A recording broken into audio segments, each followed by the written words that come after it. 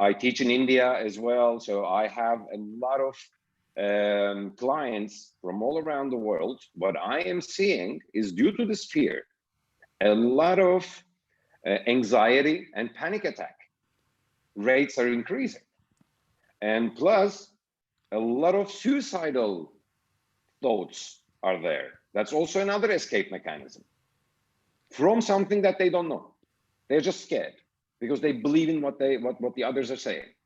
So what I highly recommend, if you find yourself thinking in fear, acting in fear, sleep deprivation is basically one of the biggest signs of this stress. If you see yourself sleeping less, not smoothly, that means your subconscious mind actually is taking over the control of your system towards these protection filters, protection beliefs, which are not this necessary.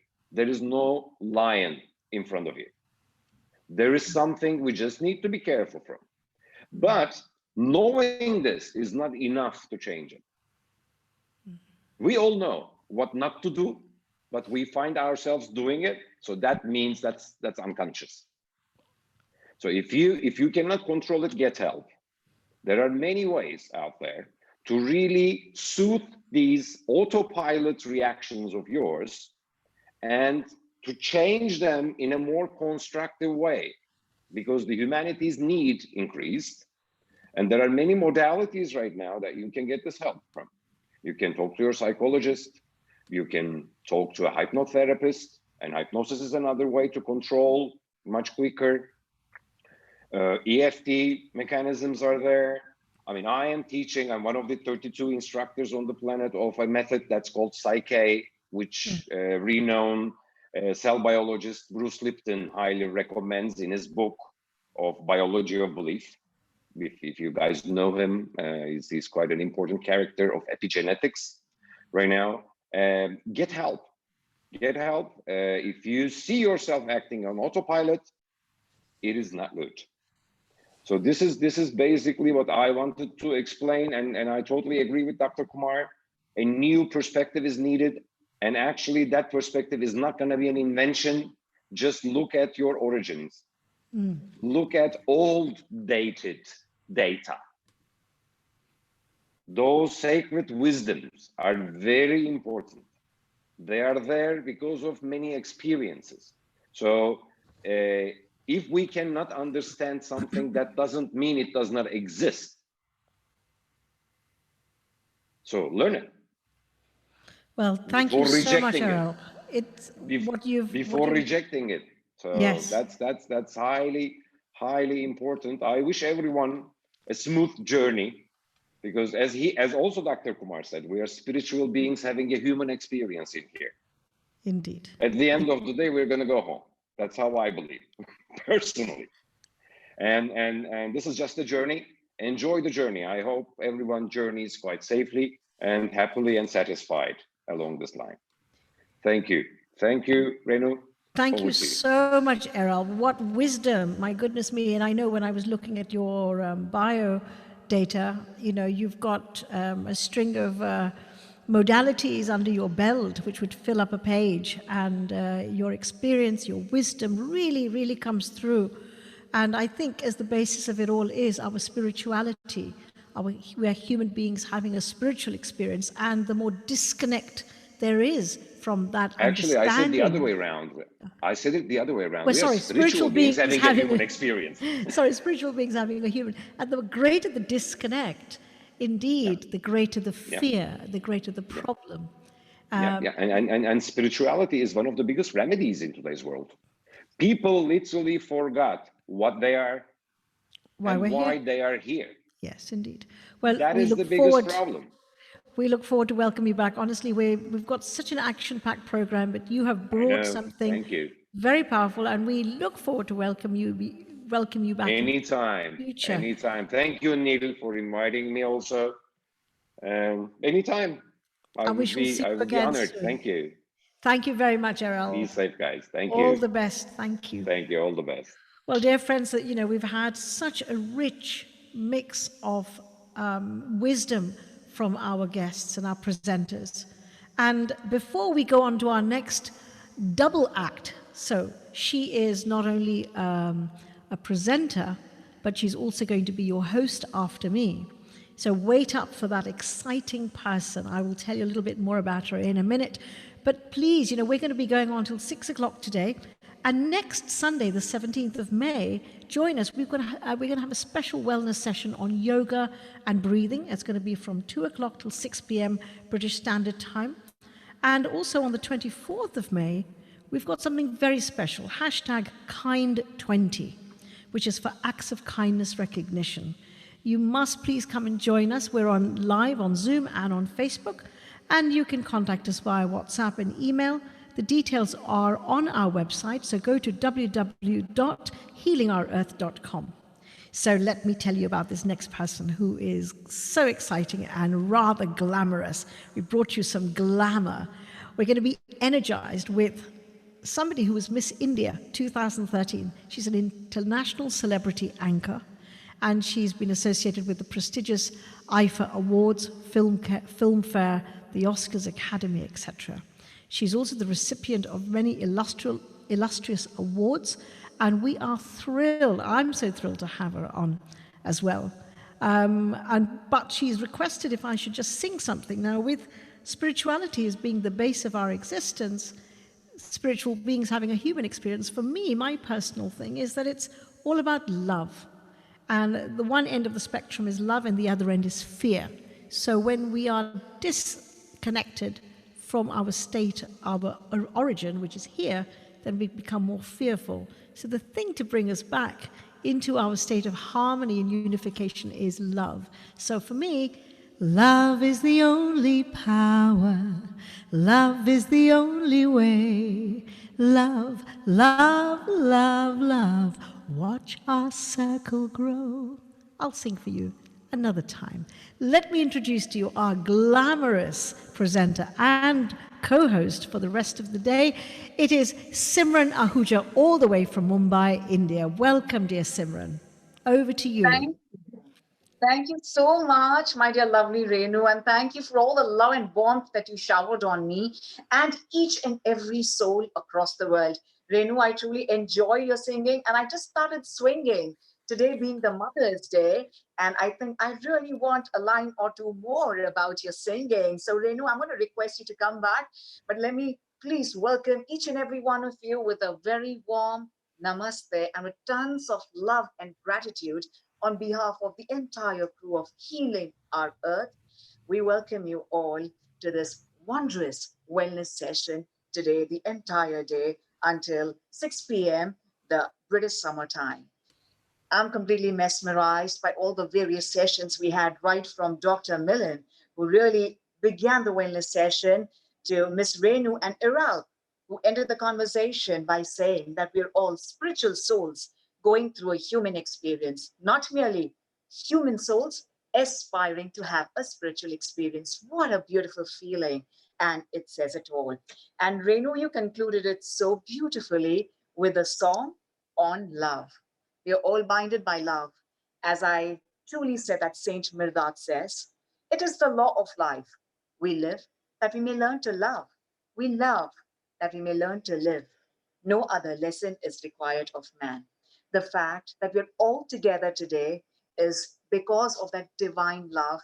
And I truly, truly thank the entire crew of Healing Our Earth for really combining and having this union of every soul on this earth.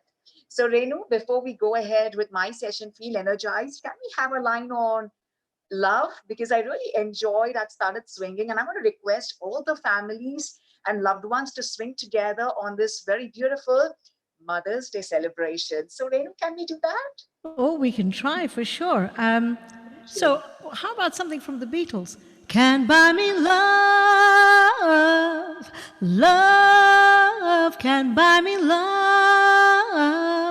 I'll buy you a diamond ring, my friend, if it makes you feel all right. I'll give you anything, my friend, if it makes you feel all right. But I ain't got no love for money. Money can't buy me love, can't buy me love. Everybody tells me so, can't buy me love. No, no, no, no. So love can't be bought, but it surely can be given. And the more we give, the more it multiplies. Thank you, Simran. I love this. We are all super charged up. And I think, yes, we're already feeling energized. And now we're going to do practically something more to feel energized. As we always say, that we are what we eat. But I'm going to go further and say, we are what our bodies can digest, and we are what our immunity system is. And for that, we need to feel energized 24/7 with positivity and optimism within us. We do believe a lot in energy foods. We are aware of really having energy foods. Oxygen is free of cost. In this situation, where we are all staying safe at home, we are all focused on being with our loved ones and being safe. But we need to remember that the best things in life are still free. One of them is oxygen. The next one is love. Yes, so we need to really breathe in deep and make sure that every cell of our body is energized to have that strong immunity, to have that beautiful and charming face, besides the aesthetic appeal, also to really rejuvenate every cell of our body. With the change in seasons, we always feel that somehow our health goes for a toss and we say, oh, I'm facing a change in season. But if we do this particular breathing, it gives tons of warmth to your body, and very rare you would ever catch cold. This really, really gives you a beautiful warmth if you do it every day in the morning. So there are three styles to do this. Before we get into it, we're going to get into Om recitation. And after that, we will practically feel energized today for this wondrous session. Thank you so much to each and every one of you who are here with us. With the Mother's Day celebration, I'm going to request the entire family, irrespective of age, irrespective of your health level, your fitness level, to be there and join us for this. We're going to sit tall.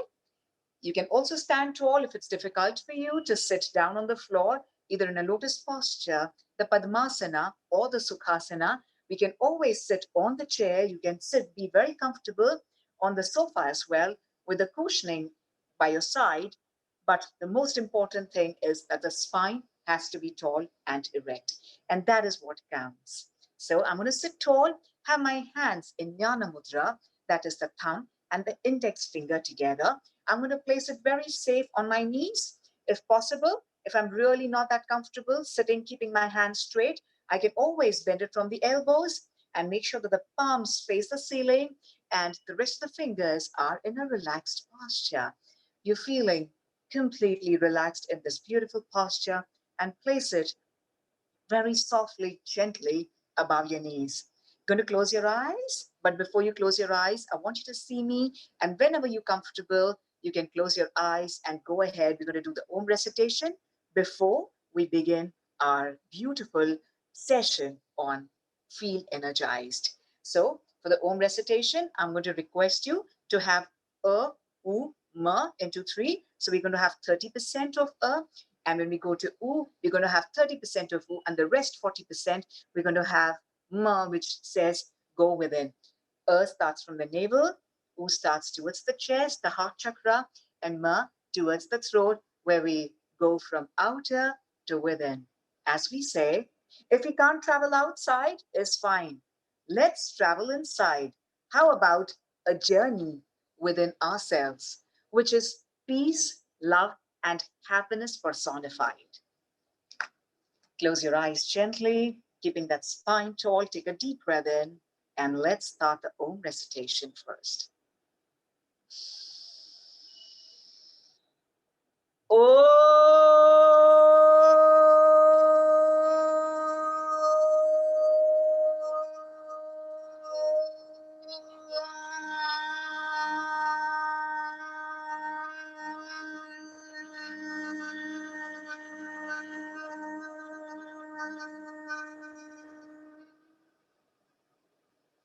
Slowly rub those palms together and give that warmth to yourself. You can cup your eyes And as you open your eyes, feel bright and beautiful. I'm going to take and move it a little bit so that I can showcase to you. We're going to do this in the sitting posture or the standing posture. You can be very comfortable in any posture, provided your spine is tall. We're going to start the first one. And for this, I'm going to breathe in and breathe out from the throat, which is also the throat chakra. So I'm going to go.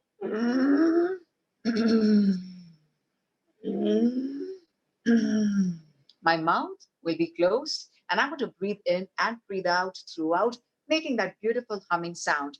And if you are a singer, like one of Renu is, and if you're not a singer, just like me, you can really enjoy the singing pattern by humming the beautiful tune of your favorite song, because when you do your favorite humming, you always breathe out for the longer span, which will give you great benefit. So we're going to do the breath first without the arms. We're going to breathe in and keeping the mouth relaxed and closed. We're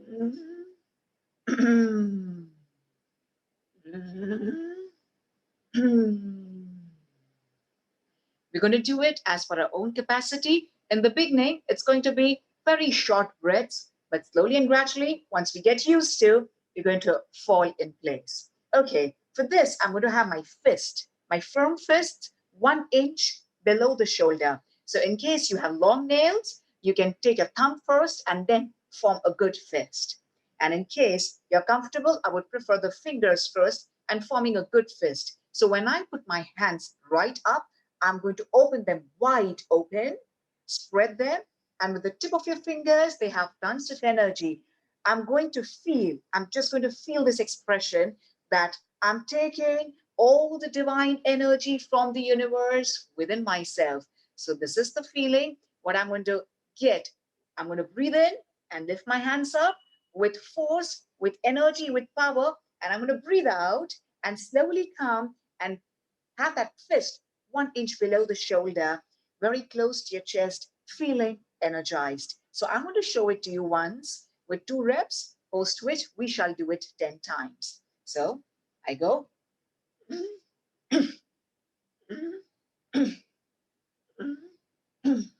So this is how my fingers are spread wide apart, feeling energized, and come very close, 1 inch below my shoulder. So let's get started. We're going to do 10 reps of this, right? Keeping your mouth closed. You can keep your eyes open for the first time, and let's go.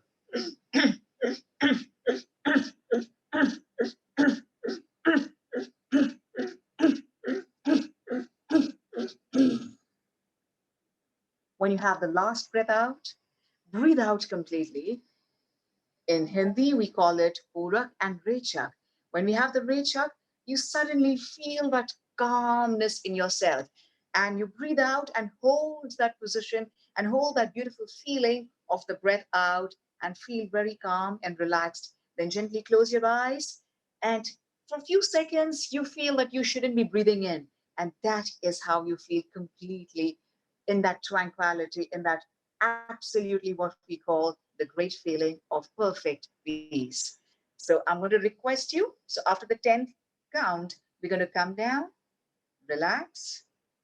And whenever you feel comfortable breathing in, breathe in deep and breathe out. We're going to do that 2 times. Breathe in and breathe out. And after that, we're going to feel the energy in our palms and do the next style. So are we ready?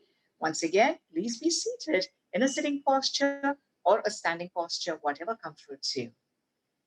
Take a deep breath in. And this time, you have to coordinate your breath. So as we breathe in, and by the time we finish our breathing in, your hands should be right up, straight up. And as we breathe out, and by the time we finish, so depending on how fast or slow you are, we'll try and catch and have that beautiful rhythm. And then by the time we are done with our breath out, we should be down. So we go breathe in.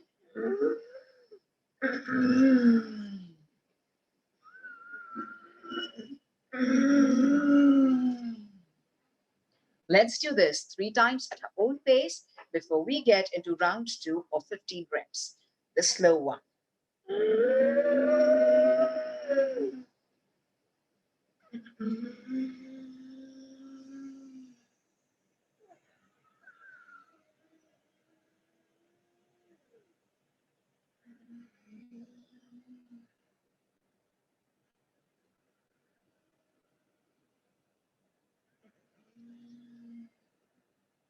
and relax.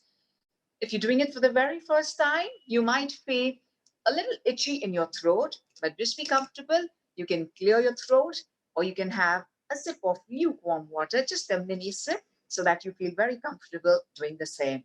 Let's get started with the energized breathing pattern, breathing in and breathing out. This time, we're going to do 15 times. And for the last time, you're going to come and hold it there. And you will feel that you should hold in that complete no movement altogether. As we always say, to still the mind, it is important to still the body. And that is the moment when you feel completely still. And I want you to feel that. And whenever you feel comfortable, you can breathe in. So let's get started with 15 reps.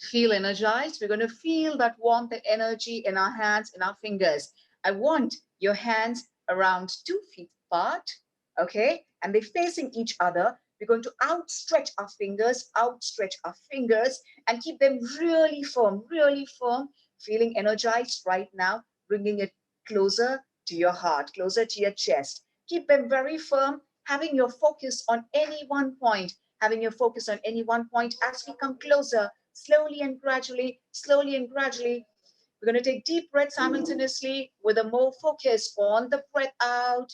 And if your hands are shaking, let them shake. That's the energy. Feel energized. Keep going. When you come very closer, just keep holding it there, spreading those fingers wide apart and making sure you're coming very close to your palm.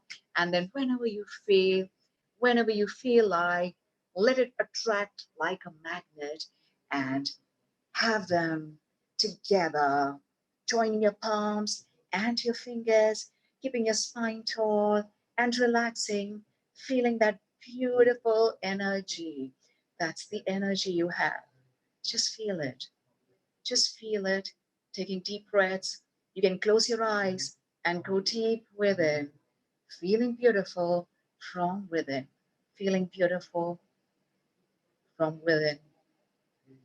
feeling that energy. And whenever you're comfortable, you can close your eyes. So in case you felt that beautiful, if your hands are shivering, that's the energy you have. We're going to do one beautiful round in this. There are 3 variations we usually do. The second one, I will just talk about it, and we will do the third variation. I want to do the third variation and not the second one, just because my arms are going to be outstretched and they will go out of my camera. And that's the reason we'll be doing the third one, which is a different variation. And since we have a couple of variations for different fitness levels, we're going to do the third one. But let me mention to you the second one. So the second one, it's the same thing. We have everything in the same manner, the breathing in, breathing out. Instead of my hands up, I'm going to take it and outstretch my fingers when I go out. So I'm going to breathe in.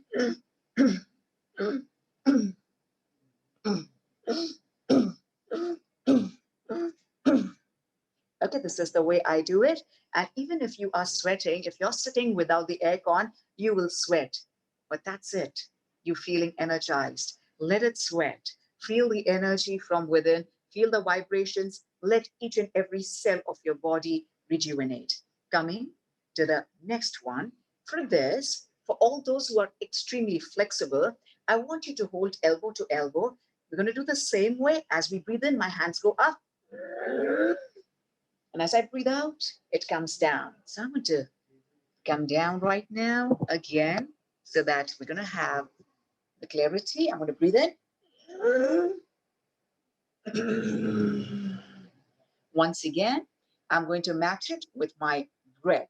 So we're going to do it 2 times. I'd like to explain it to you before we get into this. So this is for all those who are flexible and who can go ahead by holding elbow to elbow. And when you go behind, as I said, if you're very flexible, let your hands go behind the ears. Absolutely open it up.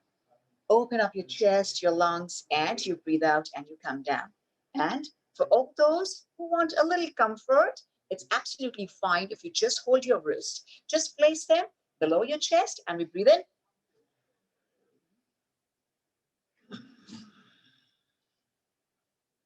It's along with the breath, as I said, as we breathe in. And if you are a little bit more comfortable in holding it midway, I would prefer you hold it midway and we breathe in.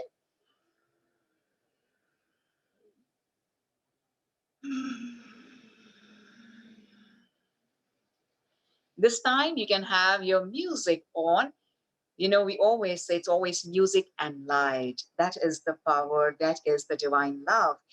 And you can feel and really have a good music while you do the humming sound in breathing out, which will really elongate your breath out. So we're going to breathe in.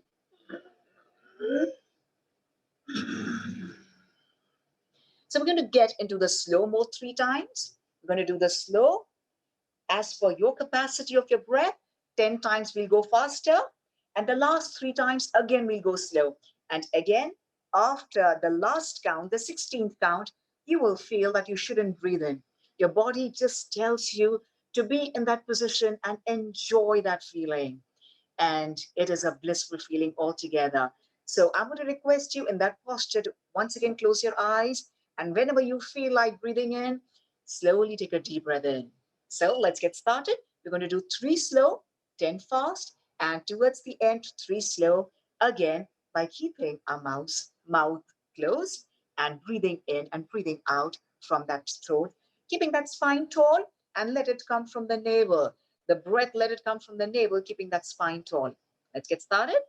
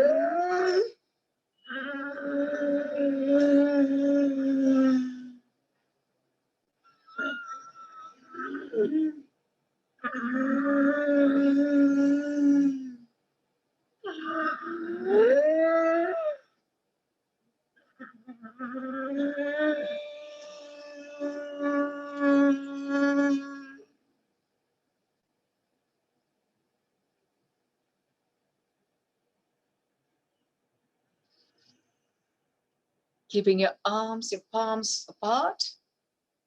Once again, facing each other. Look at your hands. Just look at your hands and outstretch those fingers. Outstretch those fingers, feeling like a magnet where the energy is within you and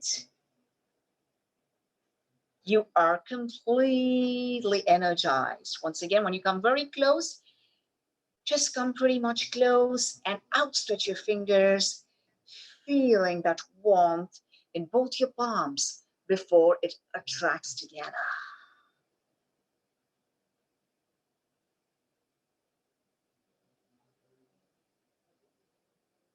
Sometimes, once you get used to doing this regularly, you will feel like holding your breath out after you've done your Recha, that is the breath out, Just feel like not breathing in and just holding your abdomen inside, holding your abs firm and tight inside. You just feel like holding it in that posture. Just feel it. You can feel yourself energized and relaxed. So I won't let your energy just go off like this. Rub those palms together, rub them, cup your eyes, cup your eyes, cup your face. And in case you have any knee trouble, you can rub those palms and give that energy to your knee. In case you have spine trouble, place it on your spine. So wherever you think you need to be energized, just place it there for a few seconds. Towards the end, I'm going to do Singha Mudra, which is known as, the posture of a lion. Aesthetically, this looks a little funny, but once again, you feel completely energized. And before I go towards the last Singha Mudra, I'm going to tell you of the experience I had when I went to Mount Alps in Switzerland. So we were all on snow, wearing our warmers and having three jackets on. And then, just because I wanted to test this particular energy feeling that I do, energy breathing, I've been doing, I just wanted to test myself that is it that I have so much of warmth in myself that if I just remove my warmers and feel that chill snow and still not feel cold and have the warmth from within. And I actually, after having all my warmers throughout the journey, we traveled 2 hours. We went by the cable car. When we reached Mount Alps, I just took them off and I started breathing and breathing out from the throat, doing this beautiful, energizing feeling, the energizing posture. And I could be in that pose for more than an hour. In fact, I did all the yoga postures without having my warmers on, with people around me telling me that you might catch cold, you might catch cold. So this is the benefit of doing this. And that is why we say that you're giving all the warmth to your body with each and every cell energizing. Towards the end, the last 2 minutes, we're going to do Singha Mudra. And for this, your entire face, we always talk of the five senses. We even had the five senses spoken about in the previous wellness session today itself on healing our earth. So here, we're going to really energize all our senses, have our tongue wide out and look up at our third eye. This is what we call is the third eye between our eyebrows. We're going to have the focus right there and breathe out and do that several times. You can do it as per your capacity. In the beginning, maybe you can do only 10 of them, but slowly and gradually, you'll be able to increase and go forward towards doing 50 or 60. Towards the end of which, in case you might feel once again a little itchy, a little cough-like thing, you can have a sip, a mini sip of lukewarm water. Otherwise, you can stop and feel beautiful and feel the entire warmth and energy in your facial muscles. So you're going to have eyes wide open with a focus on the third eye between the eyebrows. My tongue will be wide out. And I sincerely apologize to all of you in advance for the aesthetic appeal that I'm going to give all of you, but it is really beautiful. And I would request you all to do this. For this, the posture is my back is relaxed. And this is the different feeling altogether when we usually talk that your spine should be taut. But for this, your back is relaxed because the entire focus is on the face. So I'm going to have my tongue out and keep breathing out. So I'm going to show you 5 counts, after which I will truly thank all of them from Healing Our Earth fitness team and of course the wellness crew to be here with us. So let's have it.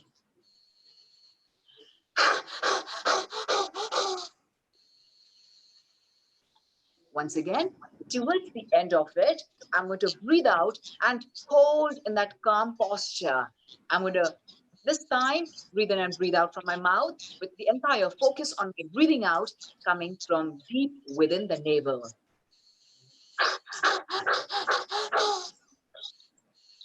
And towards the last one, I'm going to give out all the toxins of the body and feel energized, take in oxygen and feel beautiful, feel young, feel energized. Namaste and thank you to everyone. Thank you to Neil Kumar and the entire crew of Healing Our Earth, please do send a message to all your loved ones to follow us on the website of Healing Our Earth. We have some brilliant sessions from across the world, and our facilitators are all ready to win your heart with wellness. Towards the end, it's only love that wins hearts. Please keep smiling and remember to give up your anger. Anger takes all your energy. So once you've given up your anger and you do this energizing, you will always feel energized every second of your life, 24/7. So I'm going to thank Renu for introducing me. Thank you very much, Renu. And we started with the lovely song. We really enjoyed that song on love. And thank you and namaste to all of you. And I'm very excited because I want to change my avatar and get into the lovely Healing Our Earth as a whole. So I'm all ready. And thank you, Renu. Thank you so much for all the love that you gave everyone here. And thank you to Healing Our Earth for giving us this opportunity.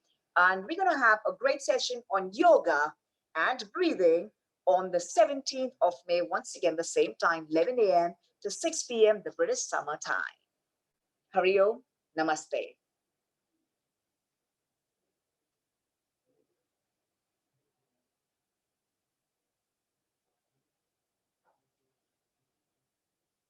Thank you, Simran. You need to introduce the next guest, please. Straight Okay. in. Oh, I thought that would be Renu. Thank you. Thank you so much, Neil, for that. And I'm very much excited to talk about our next speaker. Well, our lovely people, it's time for us to welcome Cam Patel from UK. And our session is pretty much unique. And this is on COVID-19 impact on domestic violence. So a wholehearty welcome to Cam Patel from the UK, who's a principal lawyer at Case and Solicitors with 25 years of experience in law, with a specialization in property, family, employment, civil litigation, and immigration law. Well, she deals daily with clients who have impacted the domestic violence. Well, and also along with that, it's about the drinking abuse and the mental health troubles. In a world of today, we've all been seeing and facing these problems. Now that we're all at home, we have the session on COVID-19 impact on domestic violence. And let us welcome the very lovely Cam Patel. Hi, Cam. Hi, thank you so much, Simran. Thank you. That was a lovely introduction. Namaste, everyone. What a privilege it is to be invited to make a speech by the Healing Our Earth team on this global wellness session. I hope everyone is keeping safe and looking after one another, given the current COVID pandemic. Sadly, due to COVID-19, today I'm here to talk about the impact of COVID-19 lockdown and the impact it's having on domestic violence around the globe. Sadly, due to COVID-19, countries are having to go into lockdown, and in turn, this is having a huge impact on domestic violence across the globe. Whilst we're trying to attempt to prevent the spread of coronavirus by staying at home, unfortunately, it's led to domestic violence pandemic, which is increasing every single day. The fact is, domestic violence can happen to anyone, regardless of the victim's age, background, gender, religion, sexuality, or ethnicity. Also, both men and women can be victims of domestic abuse. However, data shows that women are more likely to suffer domestic abuse compared to men. This is not to say men don't suffer domestic abuse. The recent surge in domestic abuse is a direct result of COVID-19 lockdown. We're all forced to live in confined spaces with little or no contact with the outside world. We're unable to see our loved ones and we're living in isolation. Now, for a moment, I want you to imagine what the impact of isolation is having on those victims who are already suffering domestic violence. They're now having to spend a concentrated period of time being cut off from their family and the outside world. The lockdown is giving the abuser power and control to subject their victims to continuous abuse, knowing there'll be no interference from the outside world. This has already been evidenced as we see we can see there's a sharp increase in cases. It is also becoming evident that individuals who never previously suffered abuse are now becoming victims. As this confinement and restriction on freedom continues, it's inevitable that domestic violence will also increase at a staggering rate. Studies show that perpetrators are more likely to murder their partners or others in an event of personal crisis, such as losing one's job, financial setbacks. In the current climate, people are losing jobs every single day. These are frightening statistics and ones that we really must take seriously. So many women don't report the domestic violence. And you may ask, why is this? One of the reasons is the victim feels helpless, fearful, guilty, or maybe even shame. However, so many others go unreported due to the lack of understanding what abuse is, what domestic violence is, and what it means. How can we protect the victims if we don't understand the different forms of abuse? Therefore, if I may, I would like to take a moment here to briefly explain different forms of domestic abuse. Physical abuse. Apart from hitting, the abuser may restrain the victim, throw objects at the victim. The abuser may pinch or shove the victim and claim it's a joke. Psychological abuse. This may involve name-calling, threats, emotional manipulation. The abuser may even go as far as to blame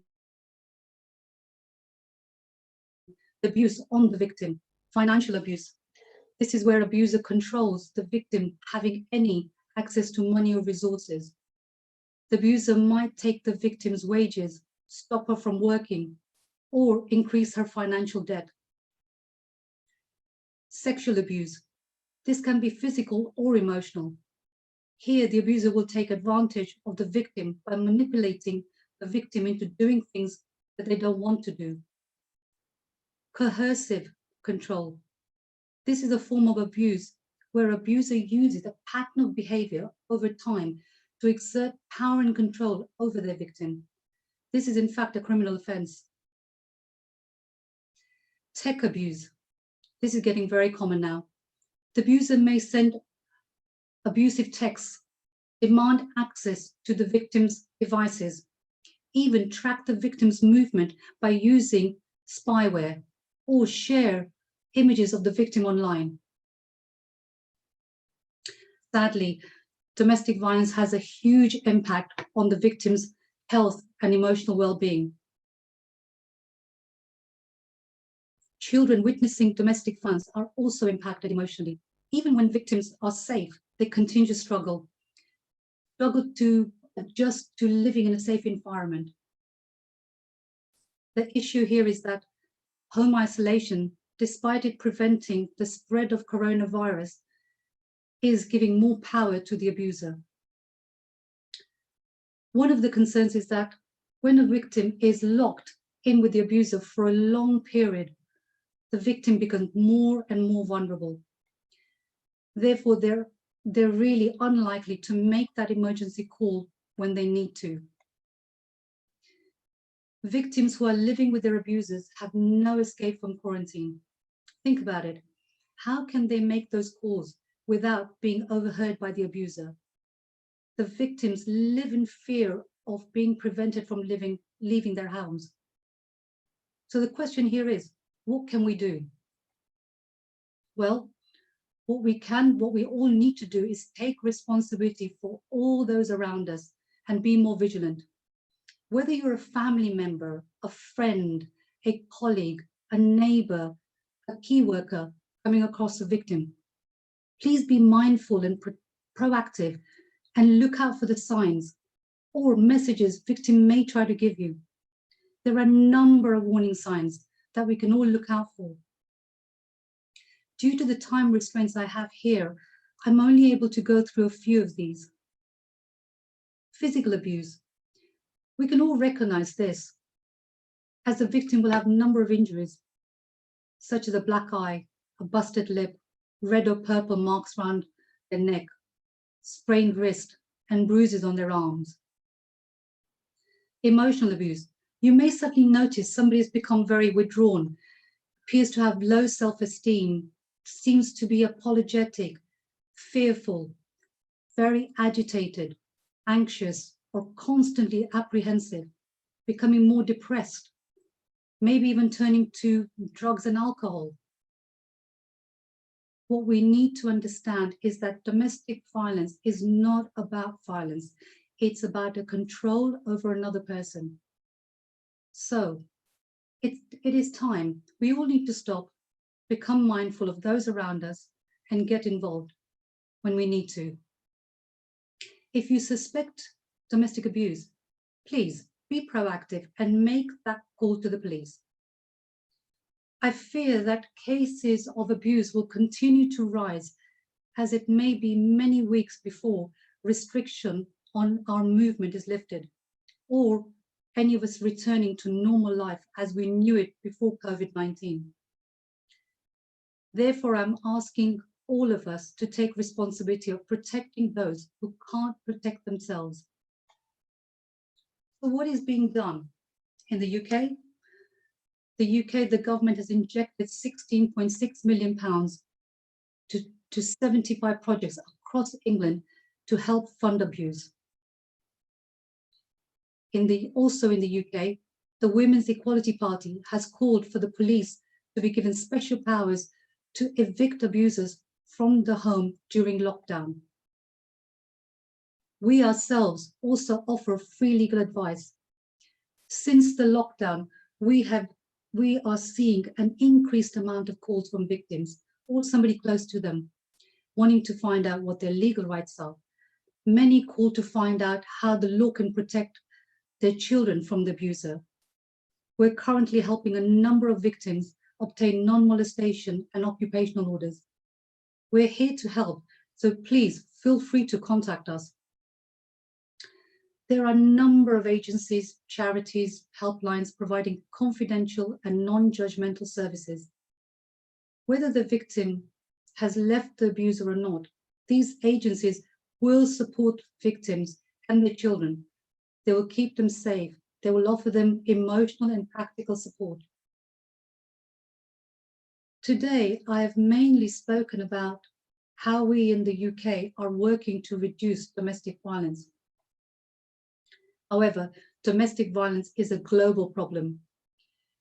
We know that across the globe, there are numerous charities and organizations and helplines who are out there providing help and advice and support to the victims. I would like to address all those who have joined us from outside the UK. Despite us all having our own systems in place, I believe we should compare our systems so that we can learn from one another and stop domestic violence. Let us all take responsibilities and help the victims of domestic abuse.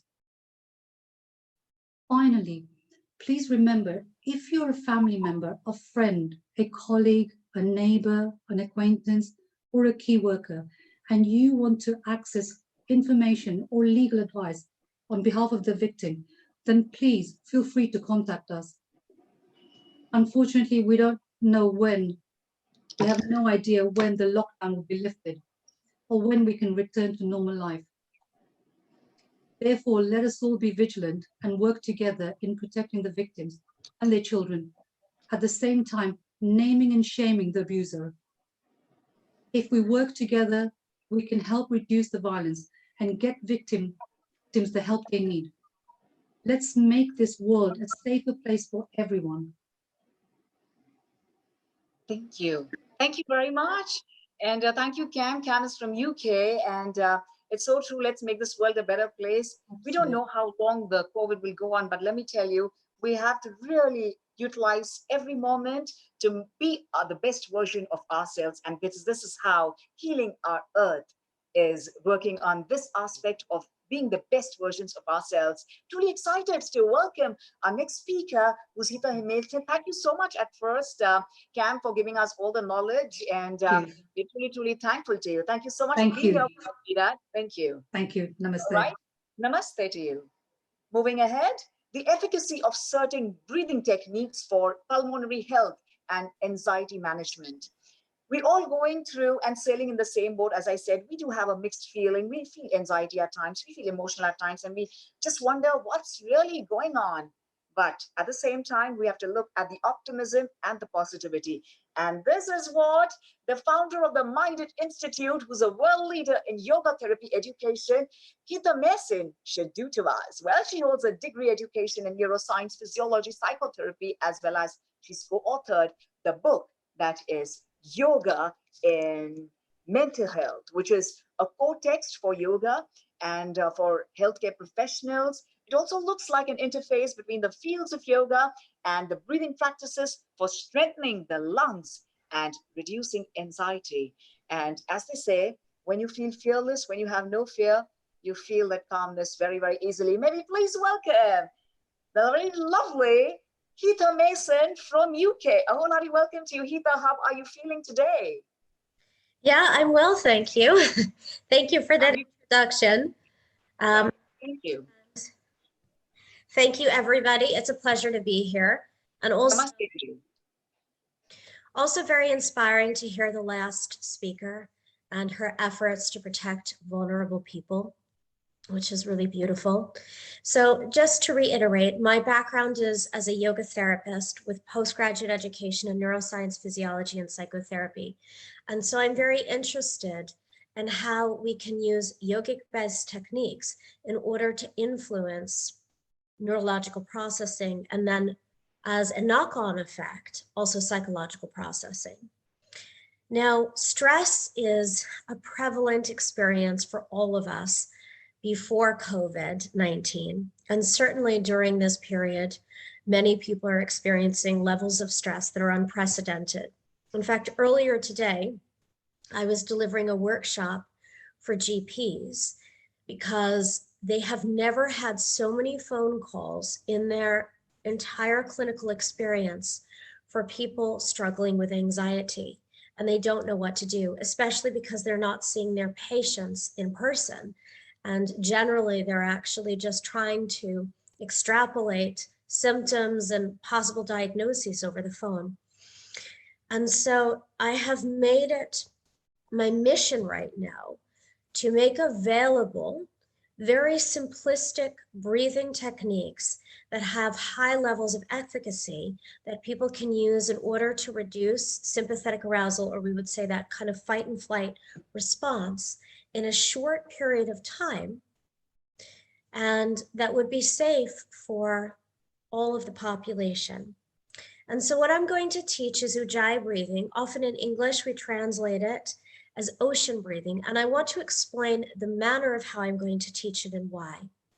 So ocean breathing or Ujjayi breathing is one of the most ubiquitous practices in yoga. If you go to a yoga studio, usually you'll be doing it throughout your asana practice, not to mention formally on its own. There are no other breathing techniques that are usually embedded throughout the entire practice with asana, thereby making it one of the most common things people practice.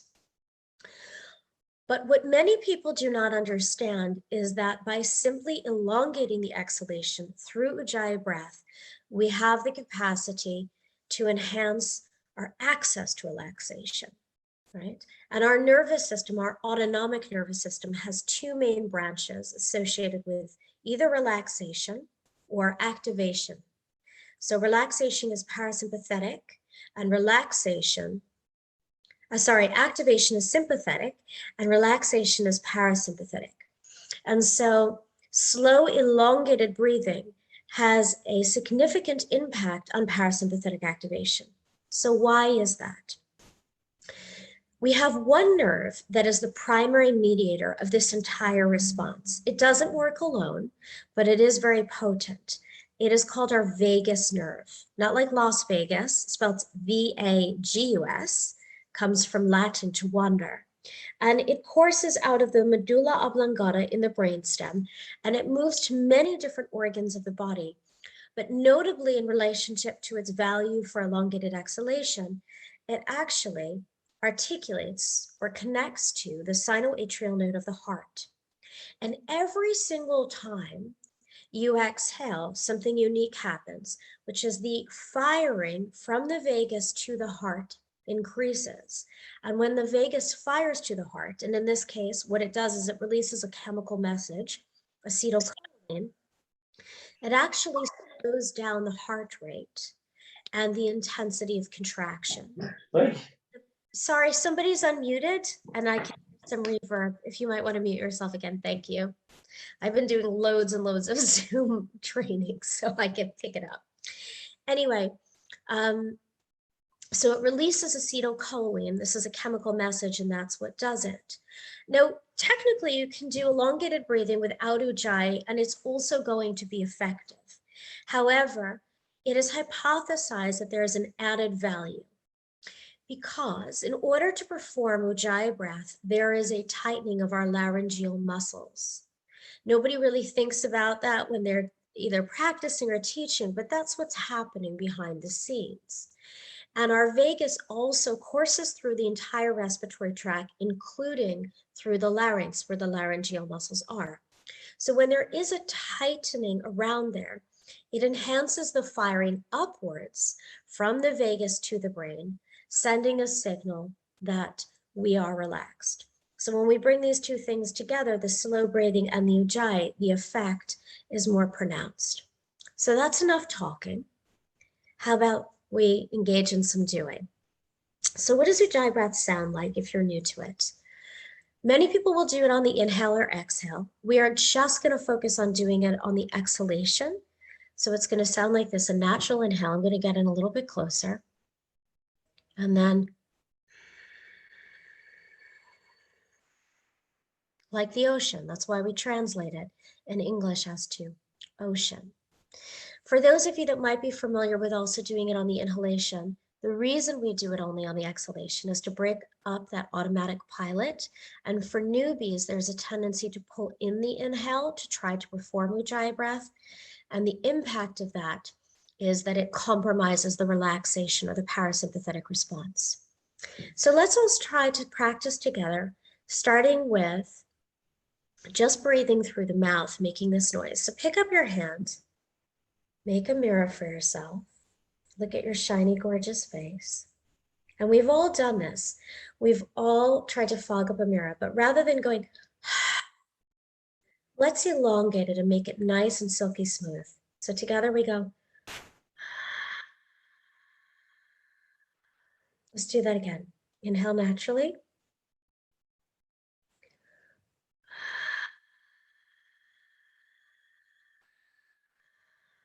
One more time.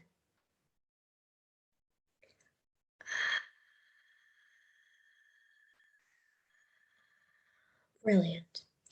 Now we're going to attempt to make this noise through the nose, but we don't want to have a reverse sniff, which would be like this. And that's often what happens when we try the first time. So I know this might be a little bit strange, but I want you to imagine you have a nose on your throat.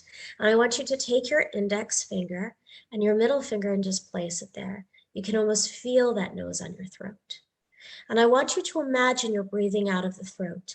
I've taught this to thousands and thousands of people, and I had to find a way to very quickly allow them to access this practice. And I find that this works, the nose on the throat. I know it's strange. So what we're going to do is inhale naturally and exhale from this nose on the throat.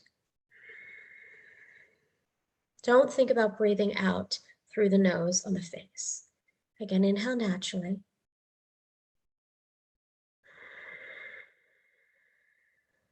And although we want to elongate the breath, keep doing this as I'm talking.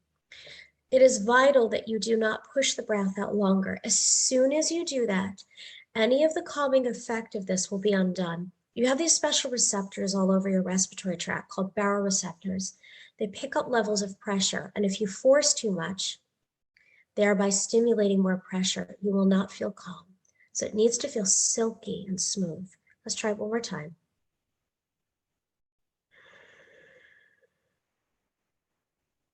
Brilliant. Now what we're going to do is I'm going to count for you, inhaling half the rate of the exhale, so a 1-2 ratio. We'll start with inhaling 2 and then exhaling this ocean or Ujjayi breath for 4. I'll count you in 5 times, and then if you feel that you actually can do a longer breath, 3, 6, or 4, 8, go ahead and do that if you'd like. But again, that's not because you are trying to do something more advanced, but because you actually feel it's simplistic for you. Please don't do 5, 10, or 6, 12, because this changes what happens within the circulatory system, and it causes a different response, which is not the one I'm looking for today to teach you. So it's either 2, 4, 3, 6, or 4, 8.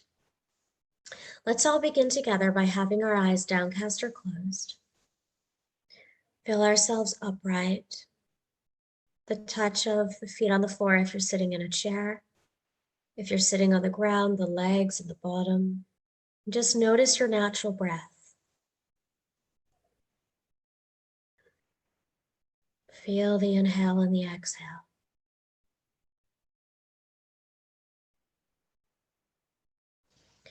And whenever you're ready,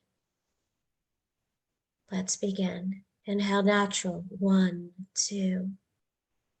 Exhale Ujjayi, 1, 2, 3, 4. Inhale natural, 1, 2. Exhale Ujjayi, 1, 2, 3, 4. Inhale natural, 1, 2. Exhale Ujjayi, 1, 2, 3, 4. Inhale natural, 1, 2.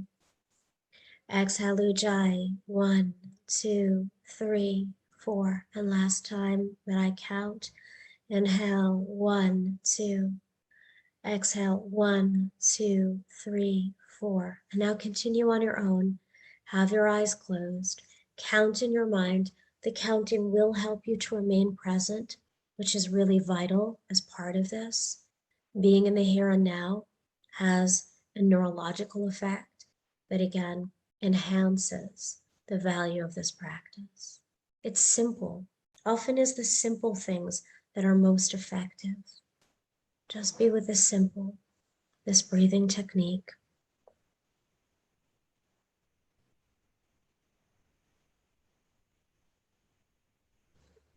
Just this, nothing more.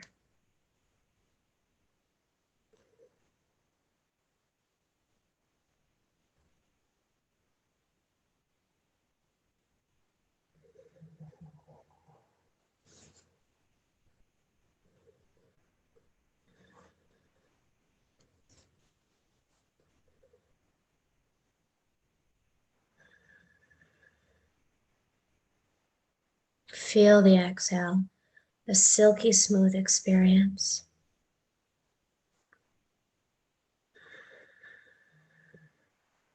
We're going to continue for 5 minutes. You can just listen to me in the background. And if you're really into the breathing, you can even ignore me. I don't mind.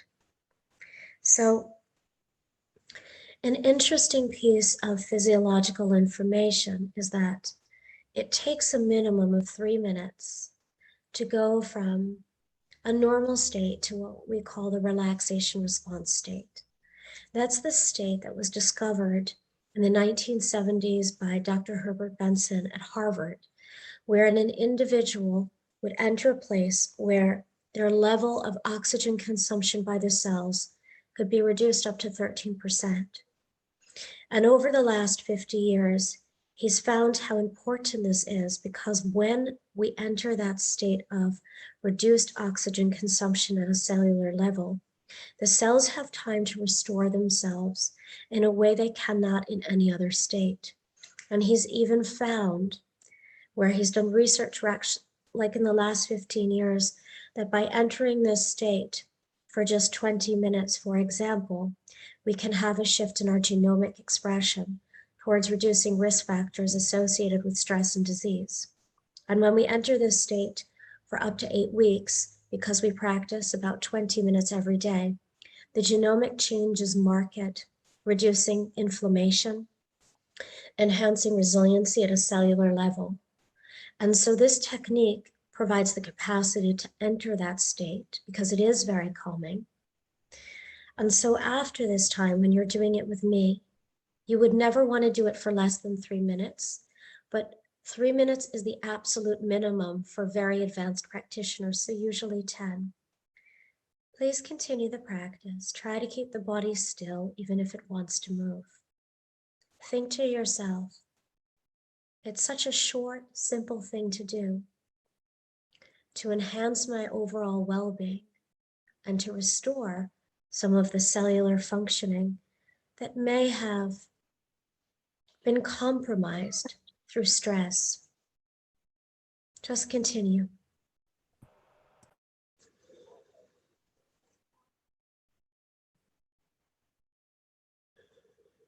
Continue counting the natural inhale. Continue elongating the Ujjayi exhalation.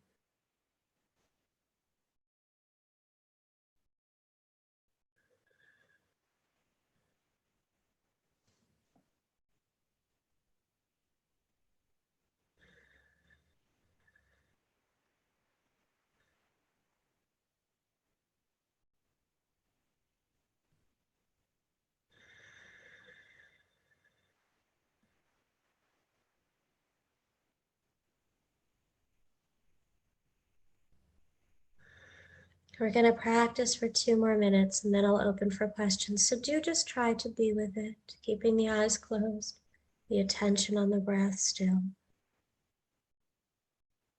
Being awed maybe by the power of something so simple as elongating your breath and what it can bring to you systemically, meaning all your organs, your cells.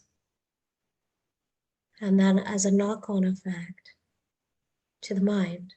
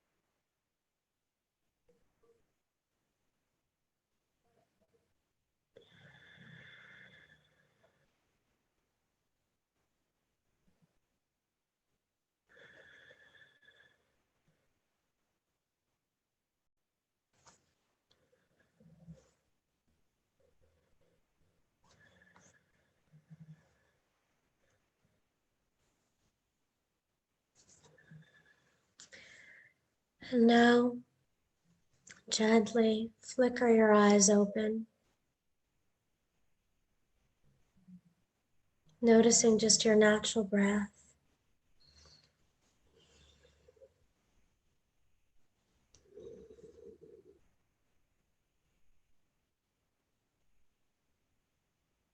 And just come back to presence. And I'm more than happy to answer any questions. My session had to be a little bit shorter because I do loads of lecturing, and I have another lecture at 5 o'clock that I have to get to, which I know we were a little bit behind. So are there any questions about this impact of this breathing? Yeah, so Hita, since we're running short of time and you have a session too, I want to thank you for teaching us oceanic breathing. And it was absolutely, a feeling of bliss altogether. So on that note, I'm truly going to thank you and express gratitude to you on behalf of the entire team of Healing Our Earth. Thank you for being here with us. And, we really loved it, especially, the way you said, that look at the mirror and that's how you start feeling. And the oceanic breathing, the feel of the ocean itself takes you on a high altogether. So thank you very much for that, Heather, for being here with us. Thank you, dear. Namaste. Be well. Namaste to you. Thank you. Bye-bye. I'm going to request all of you, to all our lovely viewers, to kindly take a look at our website, healingourearth.com. And please do go on the Facebook page of Healing Our Earth, Instagram page of Healing Our Earth, as well as Twitter, Healing Our Earth.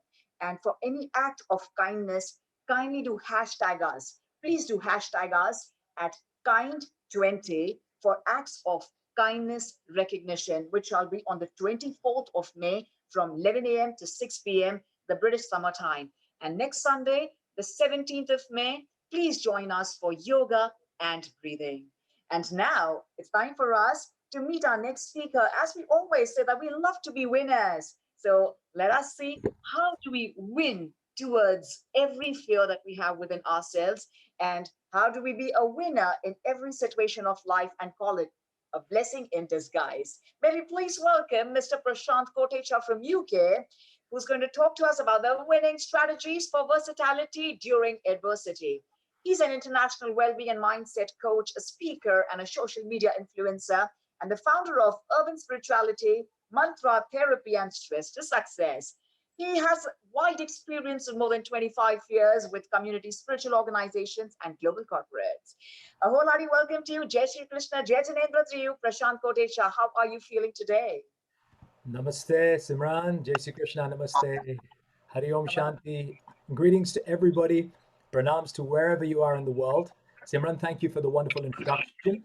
First of all, my acknowledgements and respects to the entire HOE team, the family who have made this possible, who have united from disparate parts of the world to bring unity and bring that Sarva Jagat, that world universal view of our Vedic heritage to the masses. So thank you so much for having me.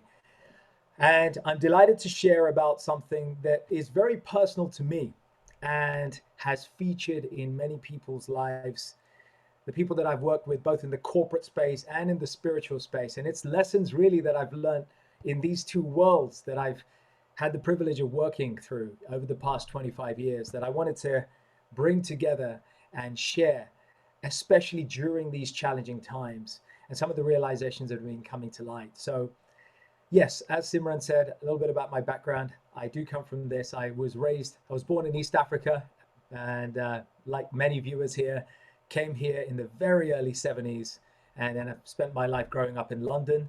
And I guess I had the privilege of, and the blessing and the curse, but nothing's a curse, it's all a lesson, of experiencing different kinds of challenges as I grew up, and walking a Western path and then gradually turning to a spiritual path. And that's really where the journey and the framing of this session begins, because I feel that it'll give you context of what I like to share. I was raised, I sadly lost my mother at the age of 13.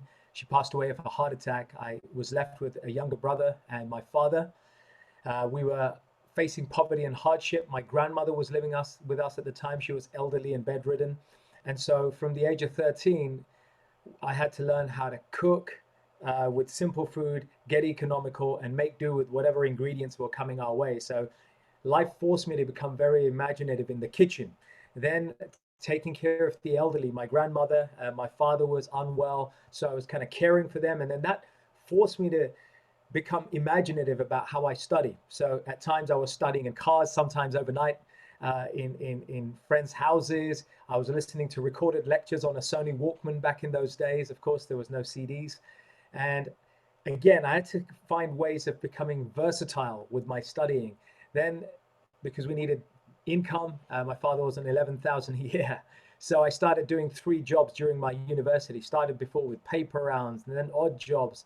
I knew math, so I started studying. And so in this way, I learned a big lesson about how to become versatile and how to be flexible with what life throws us. And the same applied to my spiritual growth. And there was a turning point where I decided that I wanted to embrace some of our Vedic spiritual values, Sanatana Dharma, and walk that corporate path together. And that's obviously gone over the past 25 years. And so what I want to share with you today is the framework to allow all of us to raise the level of our resilience and our ability to overcome diversity by being more versatile, by being more flexible with what we have in our current living and work situations. So I'm going to break it down into 4 key areas, because of time. There are more, but we'll break it down to 4 key areas. I'm going to start by way of an example with diet diversity. Then we'll move on to 3 other areas. So diet diversity, I want to use the example of India's national dish, khichdi. It is the most versatile dish. For those of you who are not familiar with khichdi, it is based on typically a mixture of rice and dal, lentils, in varying proportions, and then it's used as a base to build with many other things. And so I want to use this idea of khichdi, the nation's most easy, probably one of the most nutritious and economical and quick to make dishes known out there, khichdi, as a basis for how we can become flexible and diverse in what we do. So khichdi can be added to, you can use vegetables, you can use pulses, you can use different types of beans, you can make khichdi into anything you want in different types of ways. And so in a similar way, I want to invite you to start getting creative with what you have in the kitchen. Another great example is any type of food that you have right now. Start to take stock of how you can combine that food in different ways that makes it still relatively nutritious, but makes it feel different. A great example is mung. Mung is a bean. Now, obviously mung can be split and it's used in khichdi. Mung can be boiled and it makes dal. Mung can be boiled and dried and then it's made into patties that can be made into veggie burgers. You can take mung and you can sprout it, soak it overnight for 2-3 days, and suddenly you have sprouted mung. The same mung, if you wash and then expand and then dry and then grind into a flour, then you have the basis for uttapa or vegan omelets. So I'm using this example of mung to illustrate how we can get more creative and start to look in different angles at what we could do that sits inside our kitchen cabinet or our pantries to help to nourish our family, our household in economical, quick, and practical ways. So that's the insight I want to share around becoming more diverse around your diet. Secondly, I want to share physical exercise diversity. Now, this is one of my favorite hobbies, exercise diversity, one of my passions. Becoming diverse about exercise. Many of us may feel reluctant to do exercise or feel we're confined in what we can do. Many of our esteemed speakers who've been speaking today have alluded to the importance, obviously yourself, you referred to this as well, of course, in your breathing, the need to have regular amounts of exercise. That's a given. What I want to invite you to do is start to get creative about how you may put that exercise in. And one of the best ways to do this is to involve some degree of parallel or multitasking in a sensible way. Now, as a productivity specialist, I generally do not endorse multitasking when it comes to workloads. But when it comes to certain activities, multitasking can be a great friend. And exercise is a great example of this. One simple way is, while you're doing your exercise, you can feed your mind with talks. Obviously, podcasts are a popular thing right now. We have our own podcast, Urban Spirituality. So there's a plug for you. Go check out Urban Spirituality. There's so much food from people all around the world giving their wisdom in different ways. And you can find this in so many podcasts. Some of our esteemed speakers across the HOE weekends gone by, we've had so many wonderful and esteemed guests. Swami Swarupanandaji, Sadhvi Bhagatji, Brahmakumari sisters who've joined us and really given their wisdom. So think about how you can combine exercise with something to feed the mind through podcasts or lectures. Another great example is taking conversations, learning to stay connected with our friends or family. Sometimes we worry how we're going to find the time, especially those of us who are working from home, who have to care for our family. But actually we can do this quite nicely by walking up and down, or if it's safe, going outside in certain areas that are safe and going for those daily walks that we're permitted, at least in the UK. Most of you around the world will be allowed some degree of walking. So walking and wearing a Bluetooth headset while maintaining awareness of the surroundings is a great way to combine conversations, staying connected with family members whilst walking. So you get your walking exercise done and you can get your talking done. Adapting your walking by making it different. So for those of you who find walking very easy, but or you find that you have limited time for walking and you're finding it too easy and you want to make it more challenging to get more results, because that's what the body does. The body needs to be given more challenge in order to adapt and to grow and to become healthier. So you could wear a rucksack. I do this. I wear a weighted rucksack. I then walk. I take conversations with family members, and that's my precious time. Another thing you may consider doing is doing your japa and your mala. For those of you who have a bhakti yoga practice or any kind of practice, you can add chanting or mala or recitation. Go out in a beautiful park or a field, get connected with nature, feel those negative ions, feel Bhumi Mata's energy permeate your being whilst doing Ishwar Ka Naam. Whatever race, religion, or culture you are, you could be chanting God's names or being in a mindful state, looking out outside whilst walking.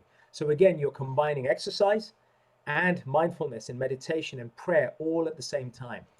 Another great example is for those of you who do enjoy following the one-eyed guru, and I think you know what I'm talking about here, that's otherwise known as the television. Those of you who do watch television, you can do certain types of exercises while watching TV. It's a great place, and our guest speaker next, Lalit Soda, the respected Lalit Soda, who's a huge living proof of great exercise. I'm sure he'll bring this up. But you can multitask and do body weight exercise while doing your exercises. Nothing stopping during the commercials of your favorite TV show to do 60 seconds of press-ups or squats. Air squats. I want to give you the example of my uncle, 82 years old. I had him start to do air squats at the age of 72. Within 6 months, his knee problems disappeared. His back pain was reduced. I'm not a medical consultant, so that's a disclaimer. But I'm inviting you to explore the possibility with your healthcare practitioner of how you can incorporate physical exercise even into watching TV during the commercials. So it's really about getting, again, the principle of being flexible and applying versatility to how we address our physical health, our dietary health, nutritional health, and our mental health. And I'll move on to mental health now in a moment. Let's talk about protocol and routine diversity. So essentially our day is split. I want to invite you to consider this. I always see, and I tell this to coaching clients, both corporate and professional, try and see your time during this lockdown made up of 5 activities. Because even before the lockdown, we had these 5 activities feature. There are 5 pockets during the week. There's our main job or our career, our business. Then we've got self-care. Under there, we've got our mental, emotional, and physical fitness.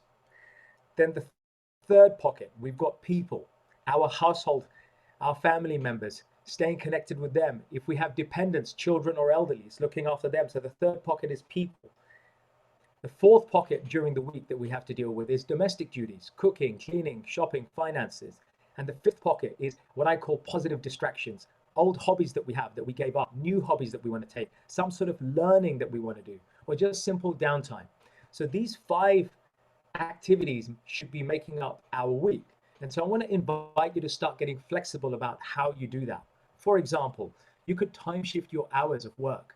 Sometimes it may be that you have to work core hours. And if you're a key worker, there are shifts, you're forced to work those. But many of us may have that flexibility to work and negotiate with our employers to work slightly different hours to what we normally do. So we start to time shift the hours that we work. We may do a few hours in the morning, look after the family in the day. We may find it's more productive for us to work at night.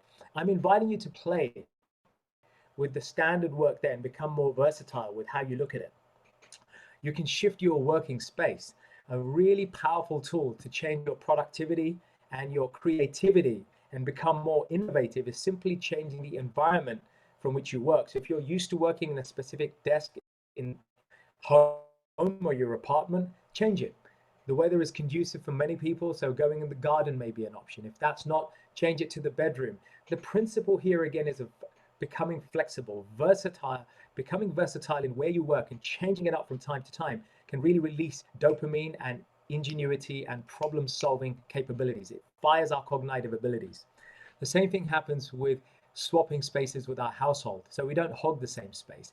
Building in household bonding is another aspect of filling our week with these 5 activities. So I come from a project management background. One of the skills we talk about is daily huddles. We have 15 minutes with our team where we get to ask questions and answers and check in with each member of the team. How are they doing? What's working? What's not working? What's their big issue at the moment? What can we help with? And what can we hold them accountable to? So I invite you to start doing this with your household members. Whoever they are inside your household, start to find 15 minutes a day, twice a day. Call them 2 15-minute huddles or check-ins. Twice a day, check in with your family members. Of course, we've all heard the saying, a family that prays together stays together. So I invite you to look at how you can incorporate 15 to 30 minutes of meditation together with those family members or household members who are desirous to try it.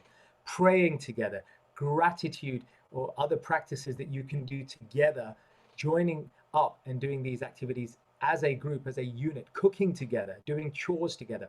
So the idea is to bring unity and care, especially those of you who are parents. A great example is one of my clients has empowered his 13-year-old son who was getting bored and getting reckless and causing a nuisance in the house, but had a passion for cooking. He empowered him to start cooking 3 days a week. Now he handles the entire menu 3 days a week, and he's gotten so confident with cooking 3 times a week that he's now helping his other family members over Zoom conversations, guiding them how to cook. He's now found a passion, and he's redirected that mischievous tendency into something that's constructive and productive for other people. So think about, those of you who are parents, think about what skill or talent or passion your children may have that you can encourage and fan during this time and incorporate it into part of your working week. I also want to talk about ensuring a morning and end of day routine. Many of our esteemed speakers throughout the day and even in the weeks that have gone by have emphasized the importance of prayer, meditation, and mindfulness as part of our daily living. And I want to say this little verse. It means a lot to me, and I hope you'll get this. Our life is our days in miniature. I'll say that again. Our life is our days in miniature. So that is to say, when we live our day, each day that we live is essentially how we're going to live our life.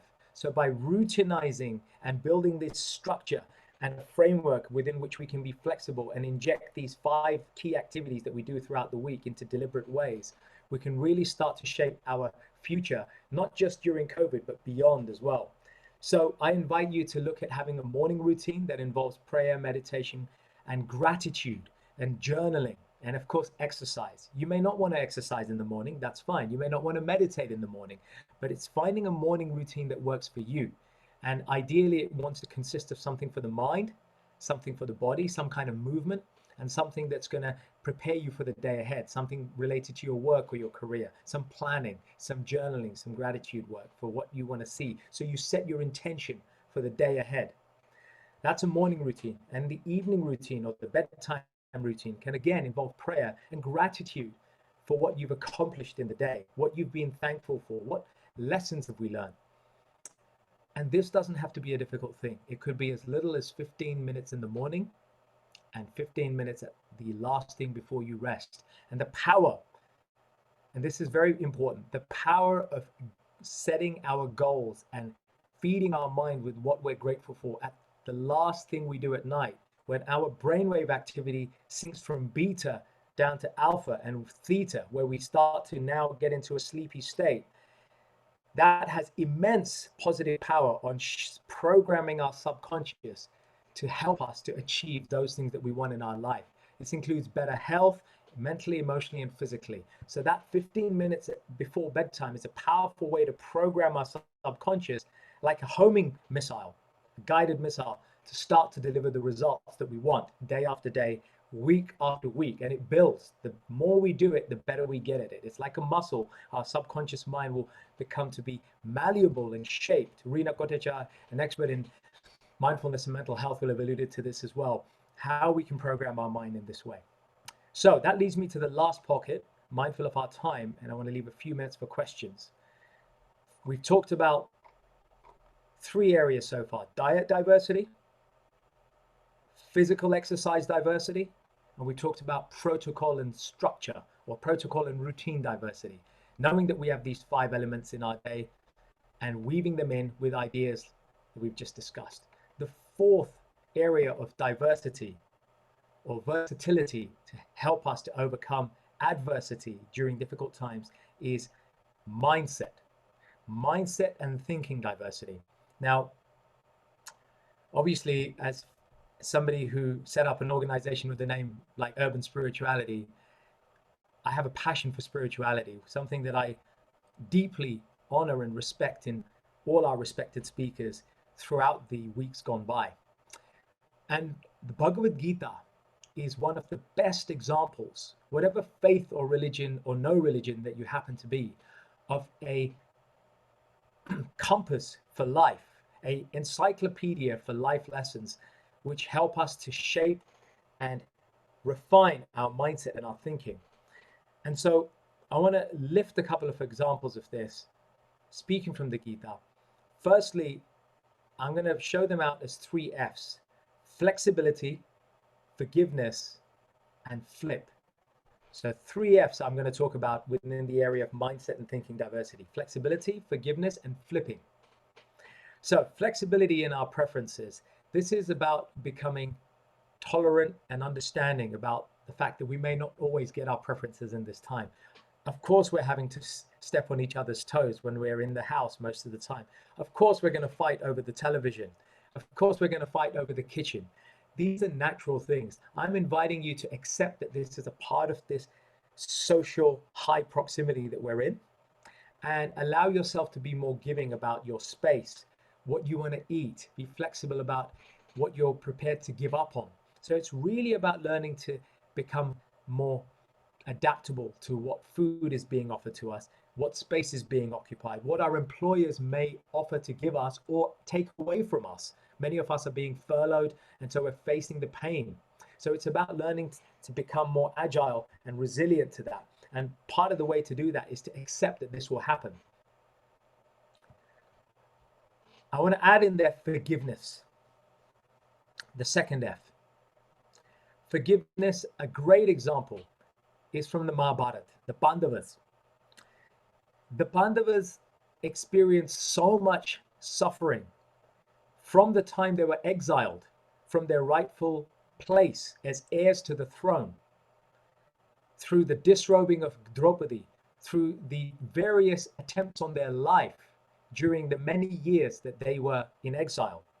They faced so much difficulty that the Kunti, the mother of the Pandavas, almost saw all her children taken away from her, their lives finished, and enemies at their door all the time. And yet, after the Mahabharata war was fought, Kunti asked Krishna, she prayed to Krishna this way: Lord, please give me more suffering, give me more difficulties, because I'm learning to endure. And through that endurance, that forgiveness, I'm learning to remember you more.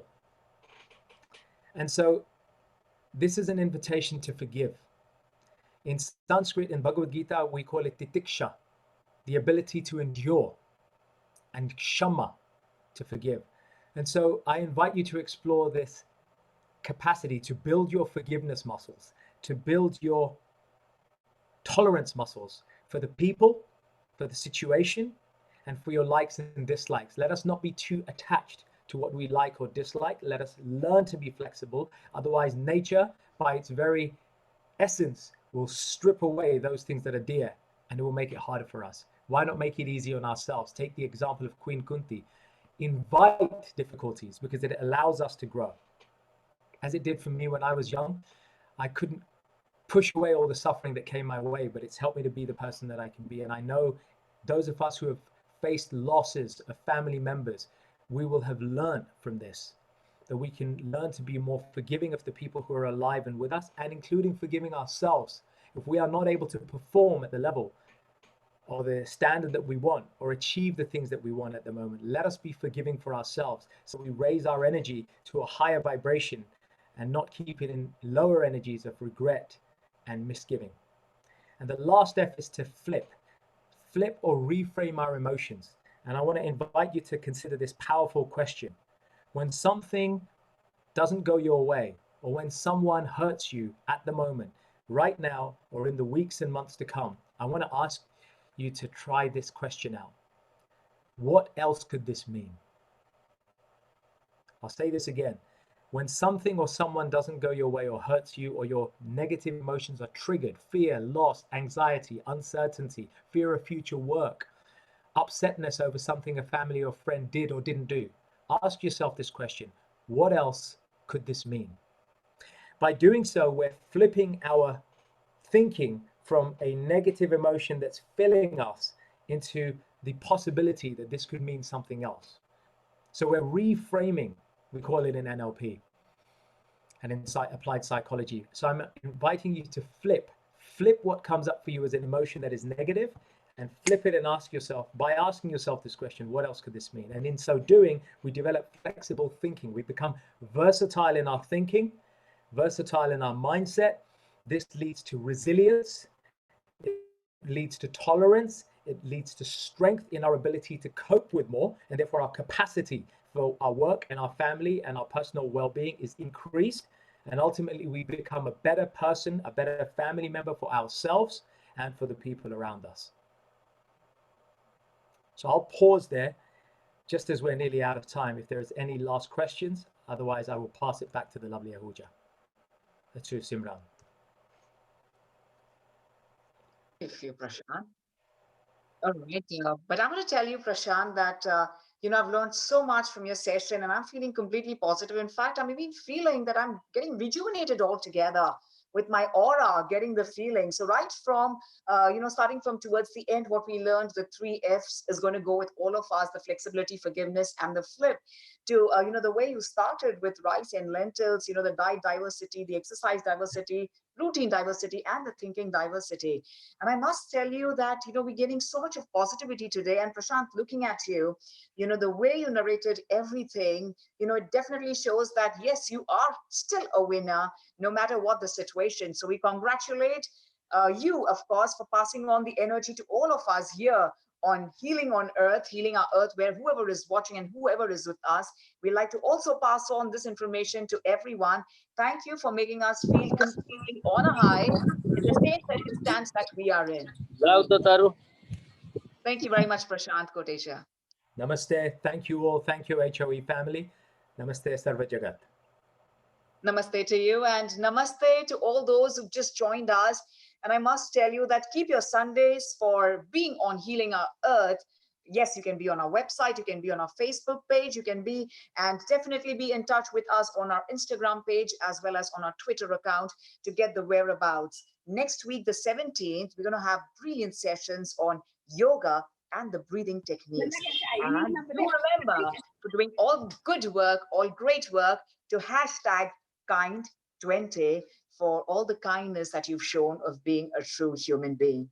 Our next speaker is pretty much interesting, and I'm going to start with, yes, we always talk and we always listen to that one line. So in case you're going to a fitness class or in case we're sitting at home, our mom always keeps telling us, and everyone who loves us, everyone who wants to be our best will tell us, keep that spine straight, keep that back taut, because the entire health depends on the spine, on our backbone, which is the backbone of our body, of our absolute living being.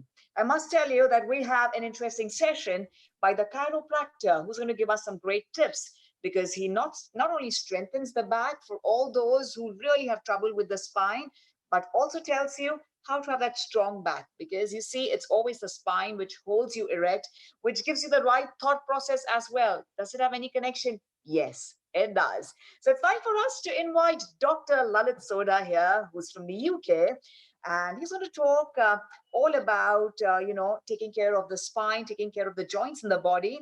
And he's graduated from the Canadian Memorial Chiropractic College, Toronto, Canada in 1990. And with 20 years of great experience in private practice, he's had the opportunity to work with different chiropractors and treat patients with a variety of conditions. Dr. Lalit Soda, who's had the privilege of working at the prestigious Hale Clinic for 5 years with a team of very specialized complementary core practitioners. Well, it's time for us to welcome Dr. Lalit Soda, and he's going to definitely tell us on, oh my God, look at him. Look at your personality, Dr. Lalit Soda. Okay, so before you tell me to sit straight, I'm sitting tall, Dr. Lalit, over to you. Wholehearty welcome and a namaste to you, Dr. Lalit. Oh, big one. Big namaste to you, Simran Ahuja. Thank you for such a massive introduction. I really, really appreciate that.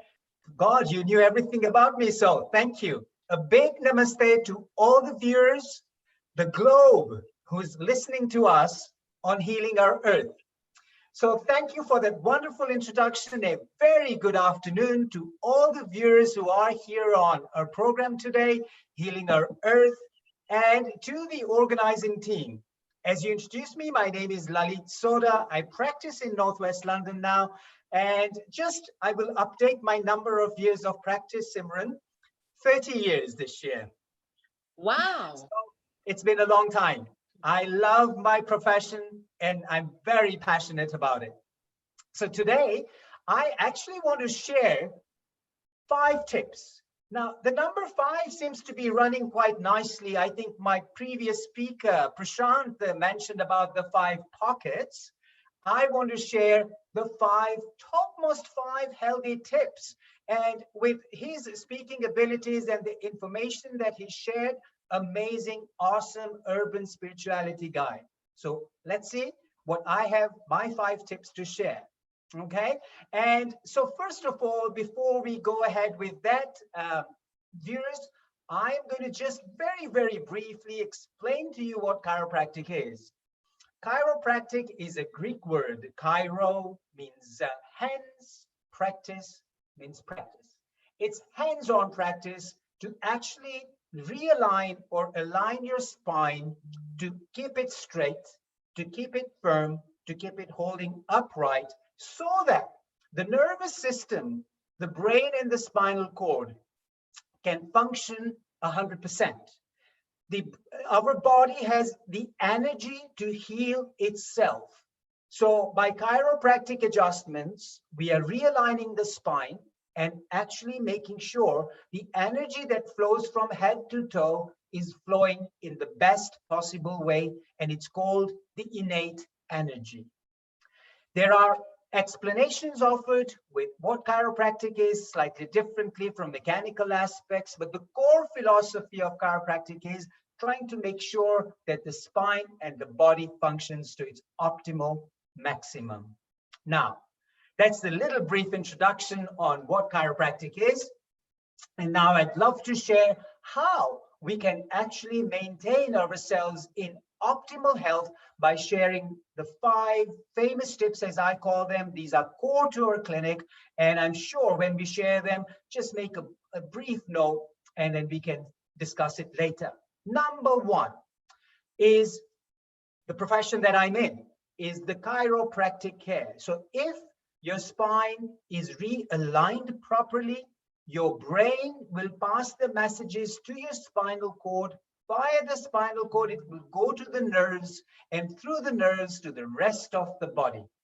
If your nervous system functions properly, then all your systems function properly, from your digestive system to your breathing respiratory system, to your circulatory system, to your digestive system, and all systems to name, because the nervous system is the powerhouse of all the systems in your body. With a healthy functioning nervous system, your body will function great. Imagine your nervous system not functioning properly, and the only prime example I can give you is Superman, Christopher Reeve, who unfortunately had damaged his spine at the neck level and lay there as a vegetable, unfortunately, with not a very good quality of life. So you can see that the nervous system, once damaged, doesn't regenerate very quickly or at all. So it's vital to look after your nervous system. One way we would say is if your spine is aligned, you're guaranteed the nervous system is functioning well. Number 2 health tip is nutrition. You are what you eat. Yeah.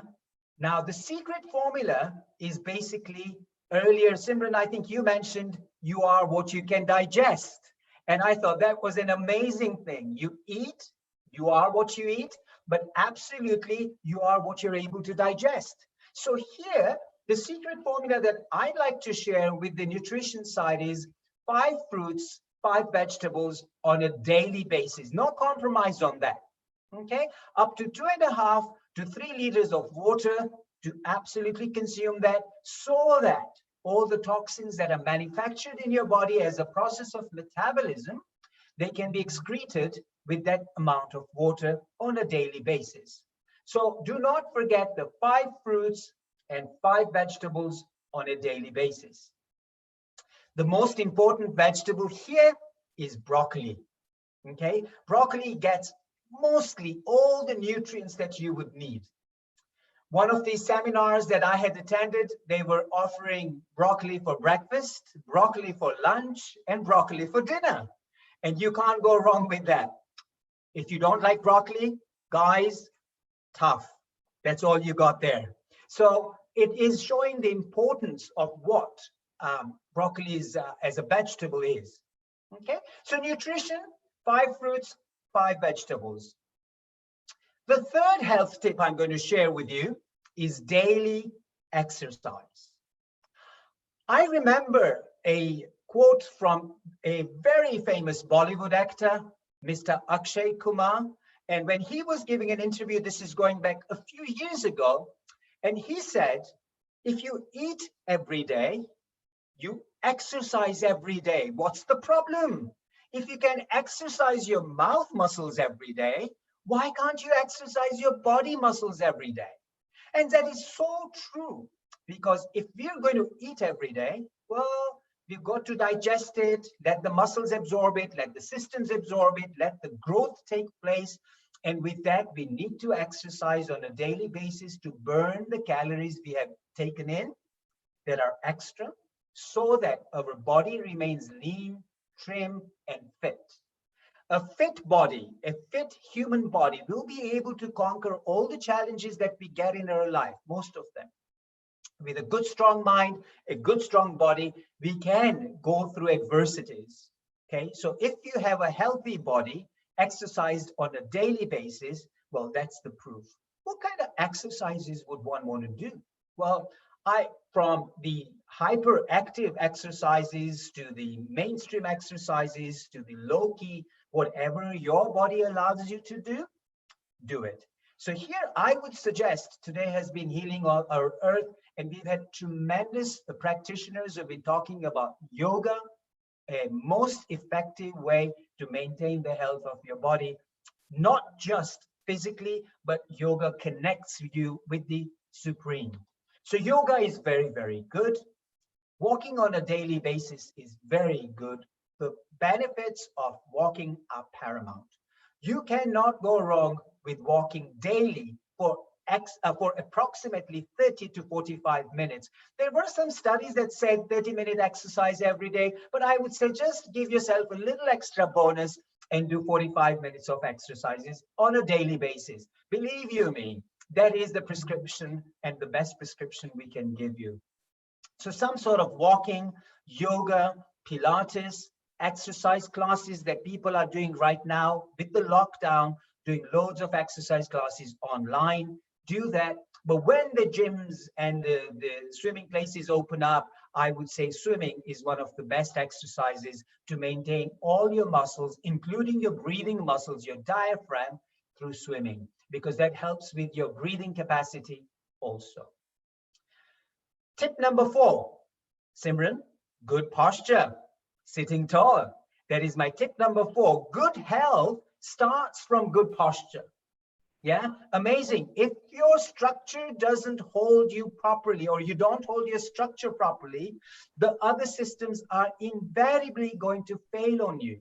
So make sure your posture at sitting at the desk, sleeping. While you sleep, never sleep on the stomach, always on your back or on your side in a fetal position. Absolutely, with a good resting pillow that will help you support your neck. Yeah, so posture is vital. Sitting at the desk, I'll go very briefly through that. Have a good ergonomic area. You don't have to invest thousands of pounds on it. A good adjustable height chair with good armrests and a good back support that comes up to almost your shoulder level. Sitting where your feet will actually touch the floor. If not, put a footstool or a box to rest your feet. Sit back on the chair with a good support, with your arms resting on the armrest and your wrists are pretty much at the level where the keyboard will be. The screen that you're looking at should be approximately an arm length away from you so that your eyes can focus better. So those are just general tips I'm going to give you. There are several tips on posture, on how to sit, how to sleep. Join us on our videos, join us on our site, go on our website and have a look. There's a lot available online also. But those are the simple, brief tips that I'm going to give you with posture. Do not forget, good health starts with good posture. The fifth tip is good sleep, good rest, and good relaxation. With that, add a little bit of laughter. Well, not a little bit, I think a lot of laughter. These days, people go to laughter yoga classes to get that high. You don't need alcohol to feel high. All you need to do is laugh your butt off, because that is what's going to give you so much energy, so much passion in life, that laughter will lighten your load. So really, good sleep, you need to sleep minimum of 7 to 8 hours, depending on what your body type needs. A good rested body is going to function better the next day. It's like your car. If it is well serviced with good brakes, good oil, good tires, good engine, and the engine needs to rest, even your car will stop running if you keep running it all the time. So what different is the human body? Our human body needs to recoup through that rest at night. Let it sleep. Give yourself good 7 to 8 hours of sleep if you can. Your body will need it. Next day, you will be functioning like Superman, Spider-Man, Batman, whichever man, and Superwoman. Yeah, so you can do that if you're well rested. Okay, so sleep is absolutely vital. Good sleep, good rest, good relaxation, and add a bit of laughter to it. Now, those are the 5 tips. There's chiropractic care to keep your spine aligned. Your healthy nutrition, you are what you eat and you are what you digest. I'm going to use that script now, Simran. You should be exercising on a daily basis, because what you don't use, you lose. Okay, so exercise daily. Good posture, because good health starts from good posture, and good sleep, rest, and relaxation. Hang on, guys, don't switch off. There's a bonus coming up. I love my 5 health tips, but the 6th bonus health tip that has been discussed through and through with all the speakers, or most of the speakers today, is somewhere along the line, connect yourself in spirituality. Absolutely vital. Have that connection with the Supreme Personality of Godhead, whoever your or whatever your faith is, and whoever you believe in. I believe in Krishna. So for me, the Supreme Personality of Godhead is none other than Krishna, who's looking after all of us. Yeah, to have that connection, spend some time. You will not establish any relationship even with humans if you don't spend some time with them. So time with Krishna is vitally spent. And I can tell you one thing. One of the Turkish doctors, I forget his name, who was a speaker about 3 or 4 people prior to me, and he said, we are all here as humans on a journey. We are going back to Godhead. Krishna says that. We have all come here as human beings, but in this materialistic life, but we have to head back to him, the final destination. So really connect yourself with spirituality, connect with chanting, connect with reading, connect with the right mindset people. Association is very powerful for whatever field we are in. So really, guys, it's amazing. These are my 5 plus a bonus health tip of spirituality. Quick review: chiropractic care to realign your spine, healthy nutrition, you are what you eat, daily exercise, you lose what you don't use, good posture, because good health starts with good posture, good sleep, rest, and relaxation, add a lot of laughter to it, and finally, connect with the Supreme Personality, whatever faith you're in. Those are the tips I would like to share with the viewers globally here today. And may I say, first of all, a big thank you to the awesome team at Healing Our Earth, Neil Kumar, Varsha Mistry, and the IT whiz kid, I call him, Nishit Kotak. Brilliant. a lifesaver. And the whole team at the Heal Our Earth, and also Simran, a massive thank you to you for giving me such an awesome introduction. I'm going to end this by saying, health is by choice, not by chance. Choose to be healthy. Yeah. So a big global namaste to all the viewers and the massive team at Heal Our Earth. Thank you very much. Thank you very much, Dr. Lalit. But I do have a question for you, and I want to talk about, where you've really treated numerous singers, dancers, and performers who perform at the Wembley Arena. So this goes to everyone, since, we all try and work on ourselves, since we're all at home being the best versions of ourselves. How do people really make sure that, they're working out on their spine before and after a workout? It could be a performance or it could be any dance form. As we always say, stretches and stretching the back is of utmost importance.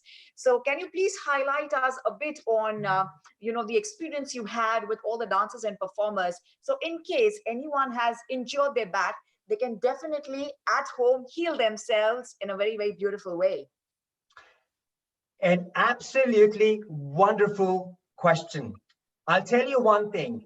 For the best spinal flexibility, whether you're performing on stage, whether you're participating in a good golfing tournament or any sports tournament, to get that absolute flexibility, nothing beats our yoga Surya Namaskar, the sun salutations. So the more suns, it's recommended. If you do a minimum of 5 sun salutations when you wake up, you've already ignited the fire, the energy in your body. So if you're going to be performing at a high level and your body needs that full battery power and full flexibility, then I would say pump on with Surya Namaskars or sun salutations. That will really energize your body. It will give you flexibility to all your joints, and mentally it will increase your concentration power, and in the body the blood circulation is like zoom. So Surya Namaskar, sun salutations is the answer to you before and after the show. Yeah. That's absolutely brilliant. And I'm telling you that I've learned so much from you. So 5 fruits, 5 vegetables, and a taste for broccoli. For all those who really look forward to falling in love with broccoli, well, we can give you lots of recipes here on the website of Healing Our Earth and also on the Facebook page. So if you look forward to how to fall in love with broccoli, as Dr. Lalit Soda suggested, so I'm going to definitely tell Healing Our Earth crew to definitely have some great recipes with broccoli in it. Thank you very much, Dr. Lalit Soda. And I truly love the bonus of spirituality, and I loved it. And I'm going to take it with me, and I'm going to start meditating more often than before. Thank you, and a namaste to you, a global namaste to you, Dr. Lalit Soda. Thank you. Thank you very much to each and every one of you for being here with us. As I said, yes, it's completely rejuvenating, and we've forgotten what's really going on in the world. With this kind of feeling, positivity, and utmost optimism, all we say is that we are here to be winners, and we are here to let go of ego. The word ego itself says, please go. And we have a lovely session which says, The Art of Letting Go, by very intelligent and beautiful Deepali Mehta, who's the founder of Muscat Energy Healing Center in Oman, which specializes in training in the areas and arenas of pranic healing and meditation. As a certified healer, she's carried out various workshops, and she's the founder of the Muscat Energy Healing Center from 2010. She aims to spread and ensure complete wellness in people's lives and making them understand the power of healing and the power within them. I want to invite her with the lovely mantra that she believes in. She says, be the light, love, and power to humanity. Let's have a great, powerful session, The Art of Letting Go with Deepali Mehta. A warm namaste to you, Deepali. Namaste, everyone. Thank you so much, Simran, for a wonderful introduction. I would like to say namaste to the entire team of Healing Our Earth, and I'm truly privileged to be here, a part of this team to serve the humanity. You guys are doing a wonderful job, and it's a great work, and I'm sure positive vibration, with this positive vibration, we are going to help Mother Earth to heal Mother Earth is going to heal soon and revitalize. I'm sure Mother Earth is going to bounce back soon with her unconditional love, unconditional light, and power. Our collective efforts will definitely make a difference and will make this world a better place again to live. So today is a beautiful theme, and I really enjoyed all the wonderful speakers, and the theme is wellness. So to me, I would like to just start with what is wellness to me. To me, wellness is when we actually find a great balance, the great balance into our physical health, mental health, emotional health, and spiritual health. When we find a great harmony and a balance in this all four areas, that is wellness. So once Nelson Mandela he said that resentment is like drinking a poison and then hoping it will kill your enemy. Now, unknowingly or knowingly, most of us are drinking this poison every day. Or each one of us are drinking this poison, maybe some of them in a short amount or some of them in a big amount. But this is what we are doing to our system. So if you are given a choice what to choose in life, what would you choose?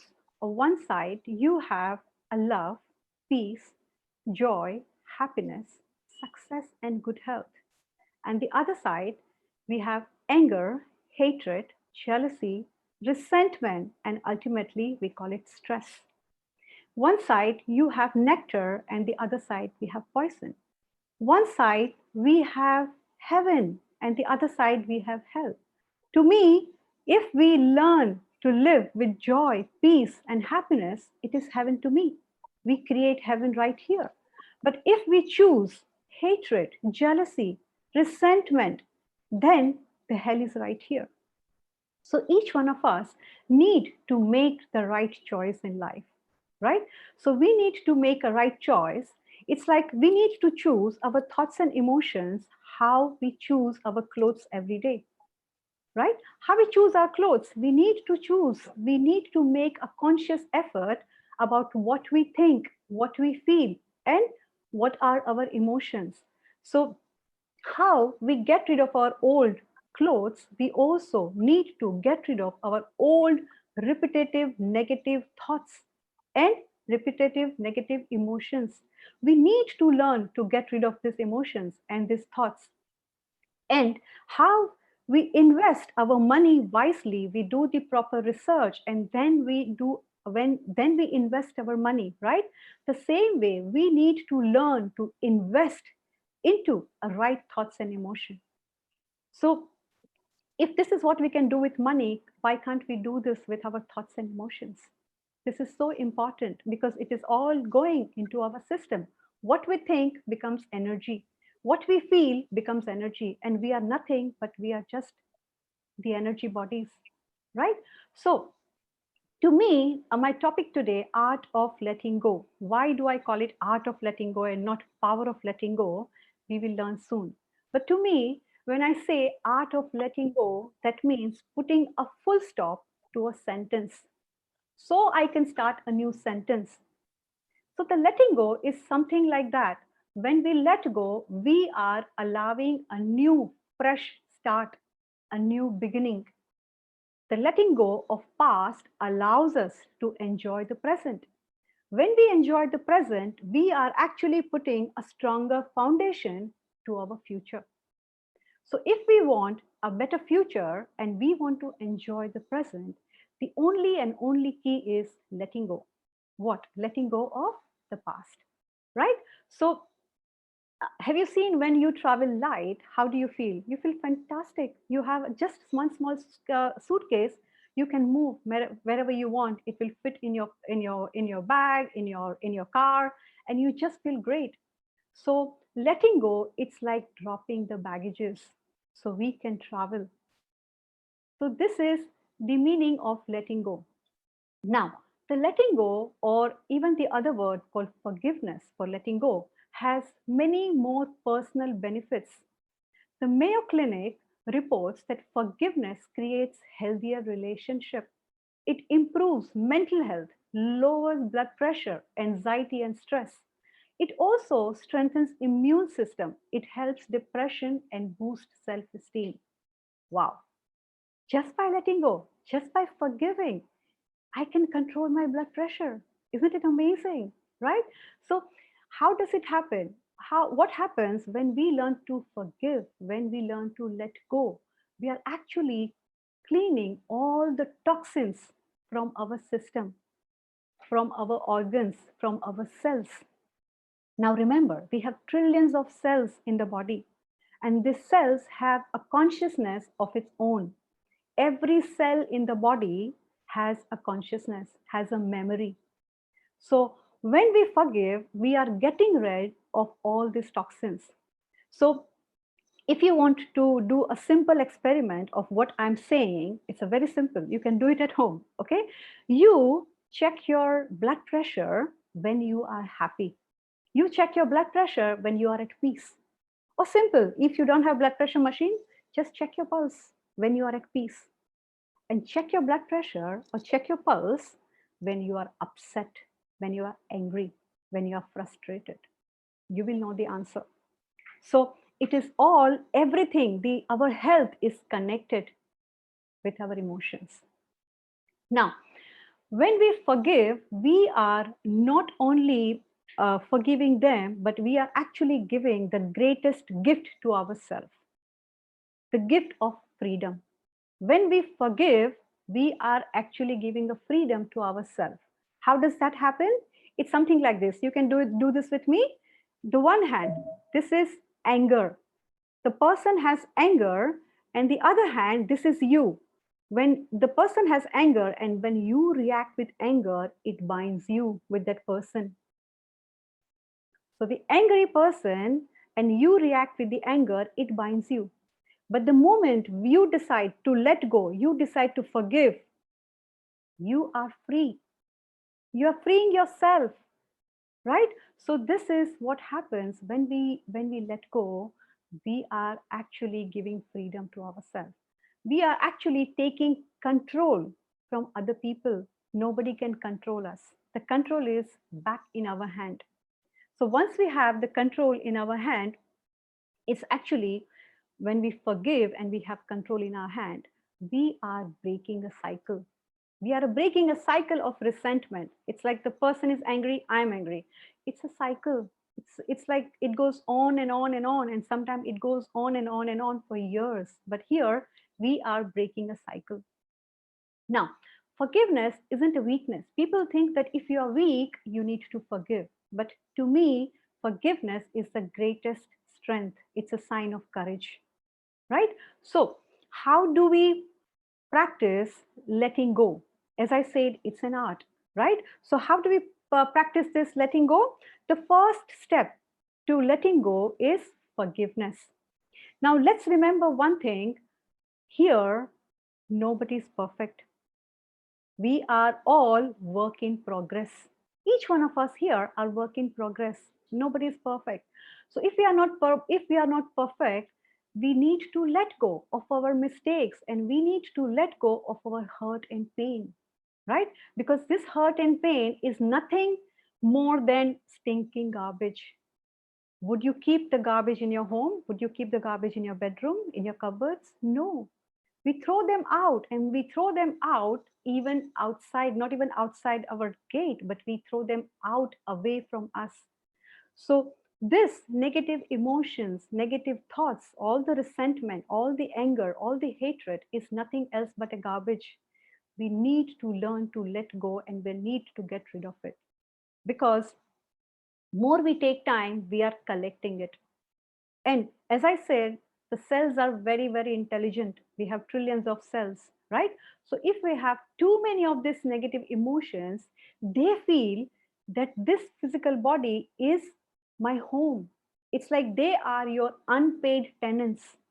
They are living in your body without paying any rent, and then they feel this is my body, and then they start controlling us. They control our mood, they control everything, our health, everything, right? So this is what we need to understand, that if we want to have a better, clear picture of our life, We need to let go of the past. As we say that past is a history and the future is a mystery. The only thing we have in our hand is present, which is truly a present. It's a gift. So why are we then carrying our past? Why are we carrying the baggages with us? Let's drop the baggages so we can travel further. So this is the meaning of the first one is forgiveness. Forgive the person. When you forgive, you actually are freeing yourself, right? So forgiveness, one thing we need to learn is we need to remember that when we forgive people, say suppose today I decide I'm going to forgive this person, he hurted me, but it's all history, I'm going to forgive the person. So let's remember that forgiveness is a process. You forgive a person, but soon you will realize after a few days or a week that anger comes back. So it is something like this. It's like an onion. You know, onion has layers and layers and layers. So when you forgive, you're removing one layer. But after a few days, the anger comes back. Maybe because those people are still in your life. So you see them, the anger comes back. So just want to let you know that forgiveness is a process. It's not a one-time thing. But once we remove one and the second and the third layer, then you will see how things change, right? So this is the first forgiveness. Maybe a lot of people know about it and people are already practicing. The second step, after we forgive, the forgiving alone is not enough. After we forgive, we need to forget. We need to forget. It's like delete button, right? We delete and we empty the trash. This is what forget is all about. So once you forgive and you forget, even that person, you come in touch with the person, it does not disturb you anymore. So forgiving, the next step is you forget, you delete. So that is why you can again have a very healthy relationship with that person. Many people are able to forgive, but they said, how can I forget? You know, every time I see that person, it's like, so I said, that means you haven't practiced forgiveness. So after forgiving, we need to learn to forget the incident. Stop talking about the same incident again and again. Just delete the incident, right? The third step of letting go is little hard for people to practice or people to understand. But this is the higher level of letting go, which is blessing. So after you forgive and you forget, you need to bless the person. And then people say, how can I bless the person? He cheated on me or he was not fair to me. But trust me, this is the law of karma. What we need, what we give is what we receive, right? We all know what is the law of karma. So we need to bless the people who have hurt us. We need to bless them with what we want in life. Do we want peace? We want good health? We want success? Then bless even your enemies with all the love, all the peace, with lots of success, with lots of prosperity. Just bless them, shower them. When we do this, we are generating good karmas. So when we learn to bless them, here we are not only breaking the cycle, but after breaking the cycle, we are repairing the damage. Isn't it a smart thing to do? We are repairing the damage. So those people will not keep coming back in our life. Even if they come back as a better person, right? So this is the third level, which is you forgive, you forget, and you bless them. Now, why do we need to bless them is something like this. It's like this life is like a school. How we all go to school, right? So this is how each one of us here have come here to learn certain lessons. Now, my lessons would be different than your lessons because each one, it's called soul mastery. The soul has come here to master certain lessons. So if I have come here to learn my own lessons in this school, which we call it life, you have come here with your own set of learning. It's like I go to school or I go to college and I am doing business, and you come to a college and you are doing arts. So our subjects are different. Our matter is different. Everything is different. But we are both studying. We are both in a school. Does that mean you are wrong and I'm right? No, right? But it's just that we need to understand our lessons are different. Once we understand that our lessons are different, we also understand other people with compassion, with more understanding. That's next time you have a problem with a person, you just say, oh, she has come for arts, I have come for science. It will help you to understand the person. If that person is making a mistake, you will understand why they are making mistake. In the same way, if you are making a mistake, you also understand that why I'm making a mistake, because our subjects don't match, right? So this is a higher level. This is why I said it's a higher level. After you forgive, then you forget, then you bless them. So why did I explain the life is a school? So it helps us to understand nobody is wrong. This is just a process. We are all here. It's a school. And in this process, we do make mistakes. All of us. We are not perfect, right? So when also the other higher level of learning, blessing, is something like this. When these people are given in your life, you will have set of people in your life as your best friends, as a spouse, as a child, whatever. The close people, the near and dear ones, what are given to you, right? These people are given in your life for a reason. Whatever lessons you have come here to learn, these people are given to you so you can learn and grow faster. So basically, these are the people in your life, in your near and dear ones. Sometimes they are very challenging people, right? So if they are challenging people, we have to understand that through them, I'm learning my lessons. Say, for example, if my lesson is tolerance, if my lesson is patience, then through these difficult people, they are helping me to learn these lessons. So don't you, when you go to college and you have professor who is teaching you, don't you say thank you to your professor? You say thank you, right?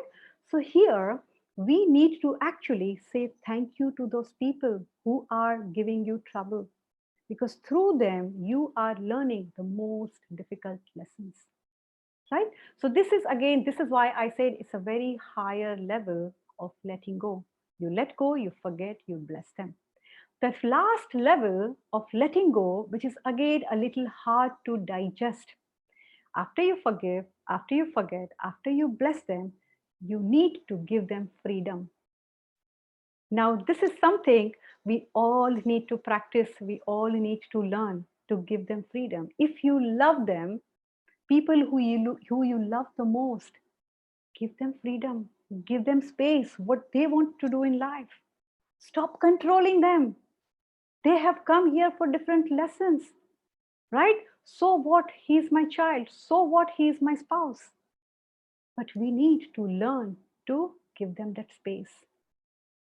If we don't give them the space, we will suffocate them. And we are actually cutting their wings. They cannot fly. We think we are loving them, but we are actually suffocating them. So if you love them, stop controlling them and stop suffocating them. This is again a highest level of letting go. This is freedom, right? Now, do you want to know more few secrets about freedom? These are truly a secrets, okay? So people think that when I let go and when I have to practice freedom, I can also practice that I want to be free from my past. I said, yes, very good. It's good to free from your past. But then people think of only the negative incident, what happened in their past. But I tell them, also let go and free yourself even from a good memories. Isn't it hard to practice? Do you know why? Because if my 2018 was amazing, every time I think of my 2018, it is going to give me the hurt. It's going to give me the sadness. So let go. When you say let go and free yourself from the past, good and bad, both. The other higher level of freedom is when people are no more in your life. Say, for example, your ex-boyfriend, your ex-husband, or whatever. People are no more in your life. You also need to give them freedom. Let them go. Their journey with you is over. Full stop. Finish. Right? So even people who have left the physical body, who are no more with you, let them go. Let them fly. They have another destination. They have another set of family and people.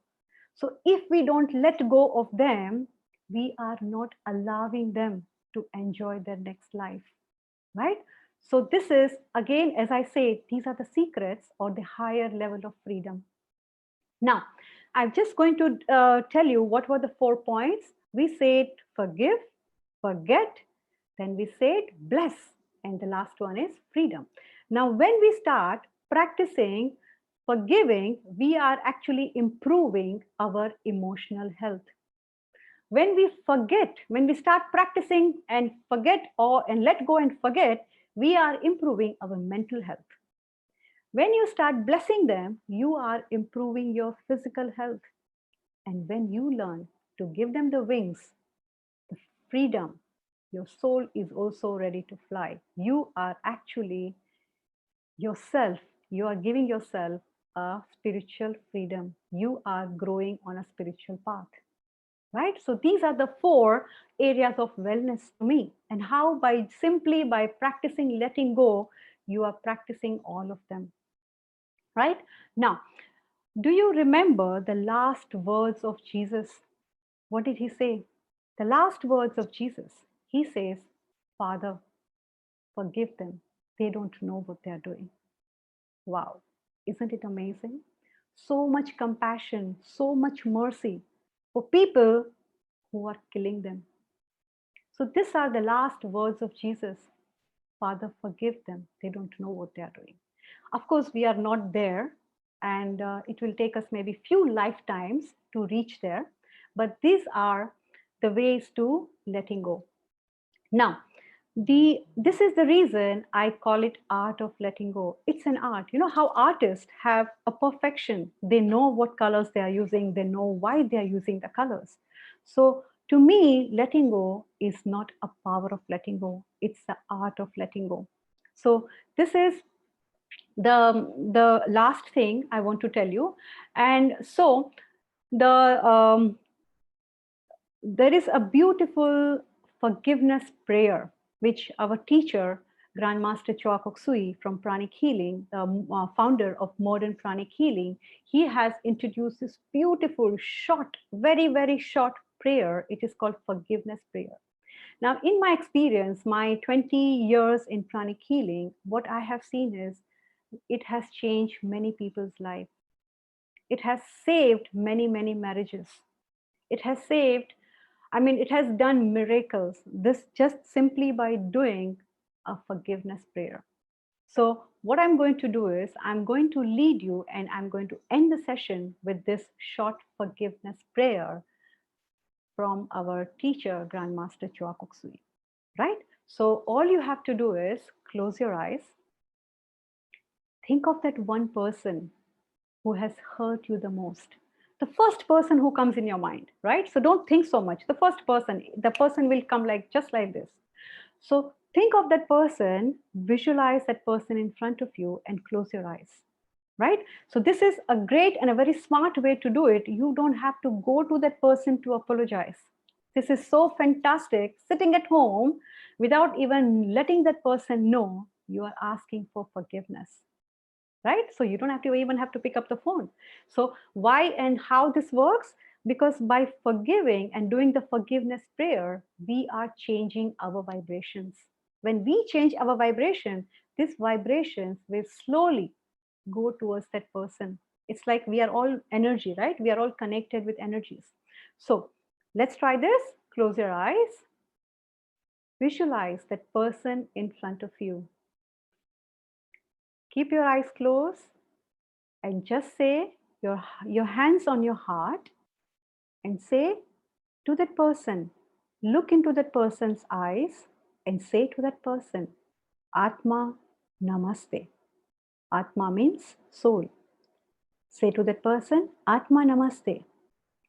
I salute to the divinity within you. I salute to the purity within you. We are all children of God. We are all evolving.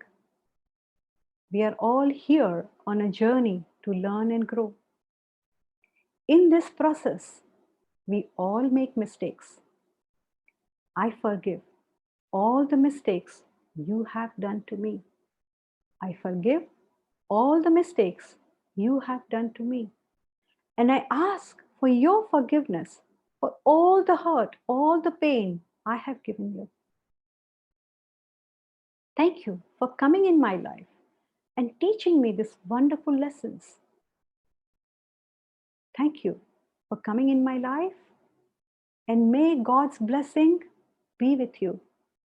May you be blessed with peace, love, joy, happiness, and lots of success. I release all the negative emotions, negative thoughts. I release all the negative thoughts and emotions. I release you. I release you. I let go. I let go. I let go. Atma, namaste. Smile at that person. If you don't want that person back in your life, see, visualize that person is turning away and he is continuing his own journey. He's never coming back. But if you want that person back in your life, then look into that person's eyes and see the beauty in that soul.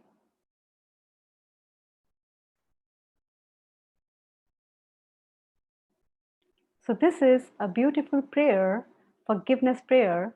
And I just would like to thank, first of all, I would like to thank my teacher, Grandmaster Choa Kok Sui, a founder of modern pranic healing. All the understanding and the knowledge of pranic healing. And thanks to him, today, I am what I am. So if there are any wonderful knowledge, if you like my talk, all the credit goes to my teacher. But if there were any mistakes, the mistakes are mine because I'm still growing. I'm not perfect. So thank you once again, the beautiful team, for giving me this wonderful opportunity. And let's continue praying so Mother Earth can heal, revitalize, and bounce back soon. Thank you. God bless you. Blessing and feel free like a bird. Thank you very much. And I'm going to quickly invite Milind, who began the wellness session this morning. Milind, can we please have you here? Namaste. I'm still very much here and have been following as well. We started off, we've been going so strong. So those of you still watching, we are now coming to the tail end, but hopefully you've been inspired. Simran, thanks so much for all your hosting as well. And we had Renu in the middle with some beautiful singing, including the Beatles. We had this young yoga Ishwar from 10 years old as well. So we're still going strong. So do stay online. We're almost at the end. But last but not least, we still have one more speaker. So with that, remember our Healing the Earth team is still continuing every week. And next week, 17th of May, there's a yoga and breathing session. So do look online. The week after, the 24th of May, the Sunday, is a theme called #Kind20. Sounds like a mouthful, maybe just say Kind20. You've got COVID-19, which everyone's got used to. So we've now got Kind20, which Dr. Talwar, so Dr. Shaminder Talwar is with us, who's now been online a few times with us actually, who is a social psychologist, works for the NHS. And one of the things he has done is formed a group called TUF, T-U-F-F, the Unity of Faiths Foundation. Shaminder, Dr. Talaji, Jai Sai Ram and Namaste, welcome to you. Hopefully we can see you soon and come on board. I think your video's gone off, but in the meantime, I think we've had so many interesting speakers. There we are. So a warm welcome again. And I think it's particularly in the themes of, I think you're going to cover sort of managing maybe depression and anxiety from the psychology point of view as well. And certainly from last week or when we last spoke online, even supporting the medical teams as well. We've heard from various teams as well, how much medics, whether it be nurses, doctors, allied healthcare professionals have taken on completely new ways of working and managing their own anxieties as well as sort of patient anxieties. But anyway, over to you, and thanks for joining us. Well, thank you, Milind. Firstly, I'd like to thank the entire team of Healing Our Earth for what an incredible platform they've put together at this challenging time in the history of mankind. And thanks to Neil Kumar and Nitin Palan for creating this incredible space for everyone to come on and basically give their experiences and support people at this time. And, you know, I was watching Simran and Dipali's there, just how incredible it is to get inspired by other teachers, I would say, or gurus, and watching them and inspire tens of thousands of people that are watching this platform. And I hope they can watch it later on YouTube, because what they bring to this platform is priceless. I'm here to speak about about depression and, you know, how we cope with depression, how we manage depression and anxiety, and especially at the time that we have now with this whole scenario of COVID-19.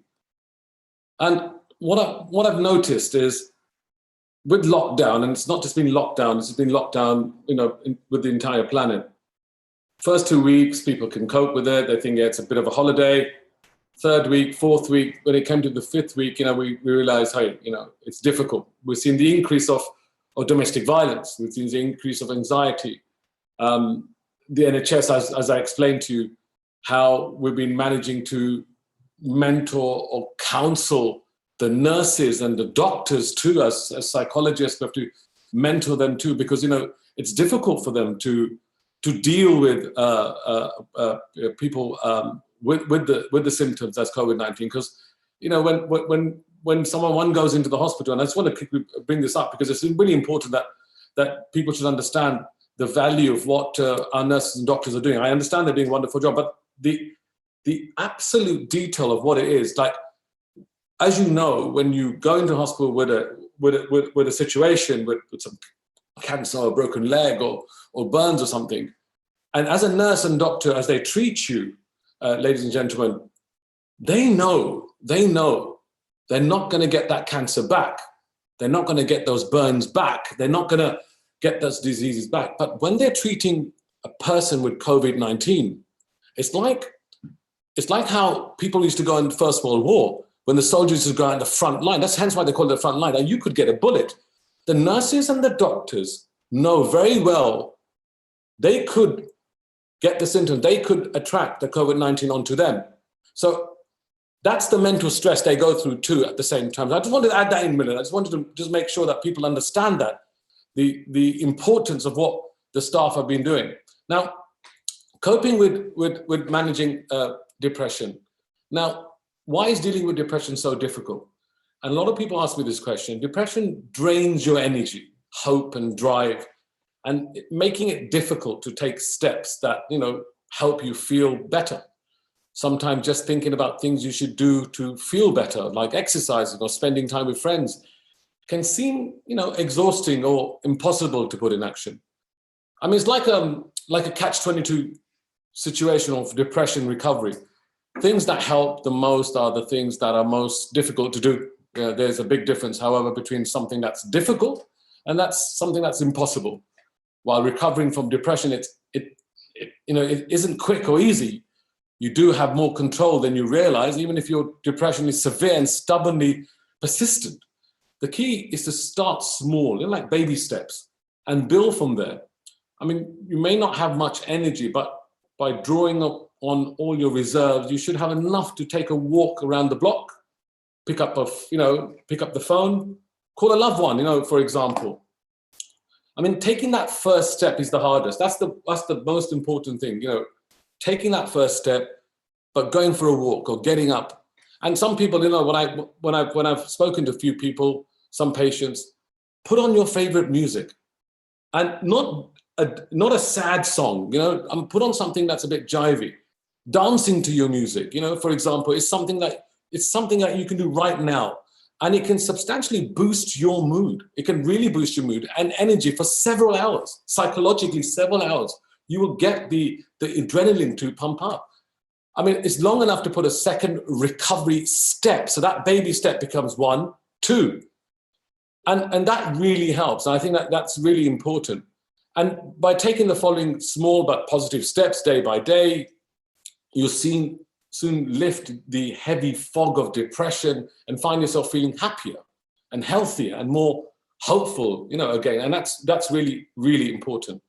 And what I say is, how to reach out for depression support. What do we do? I mean, look for support from people who make you feel safe and cared for. So you look to your best friend, you look to someone who's a good listener. The person you talk to doesn't have to be able to fix you.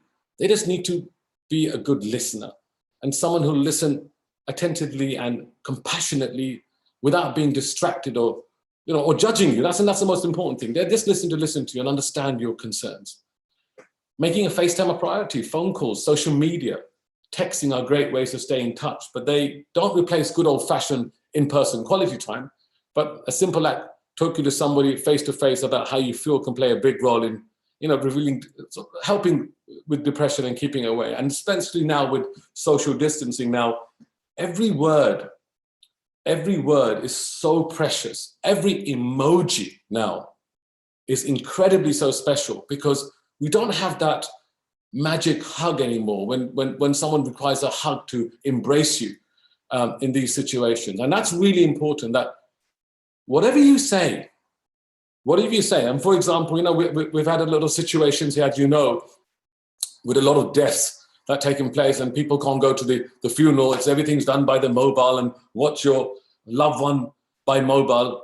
It's horrific. I know so many cases. And then a lot of people say that, we can't go up to the person and hold their hand and say, hey, mate, I'm really sorry to hear this.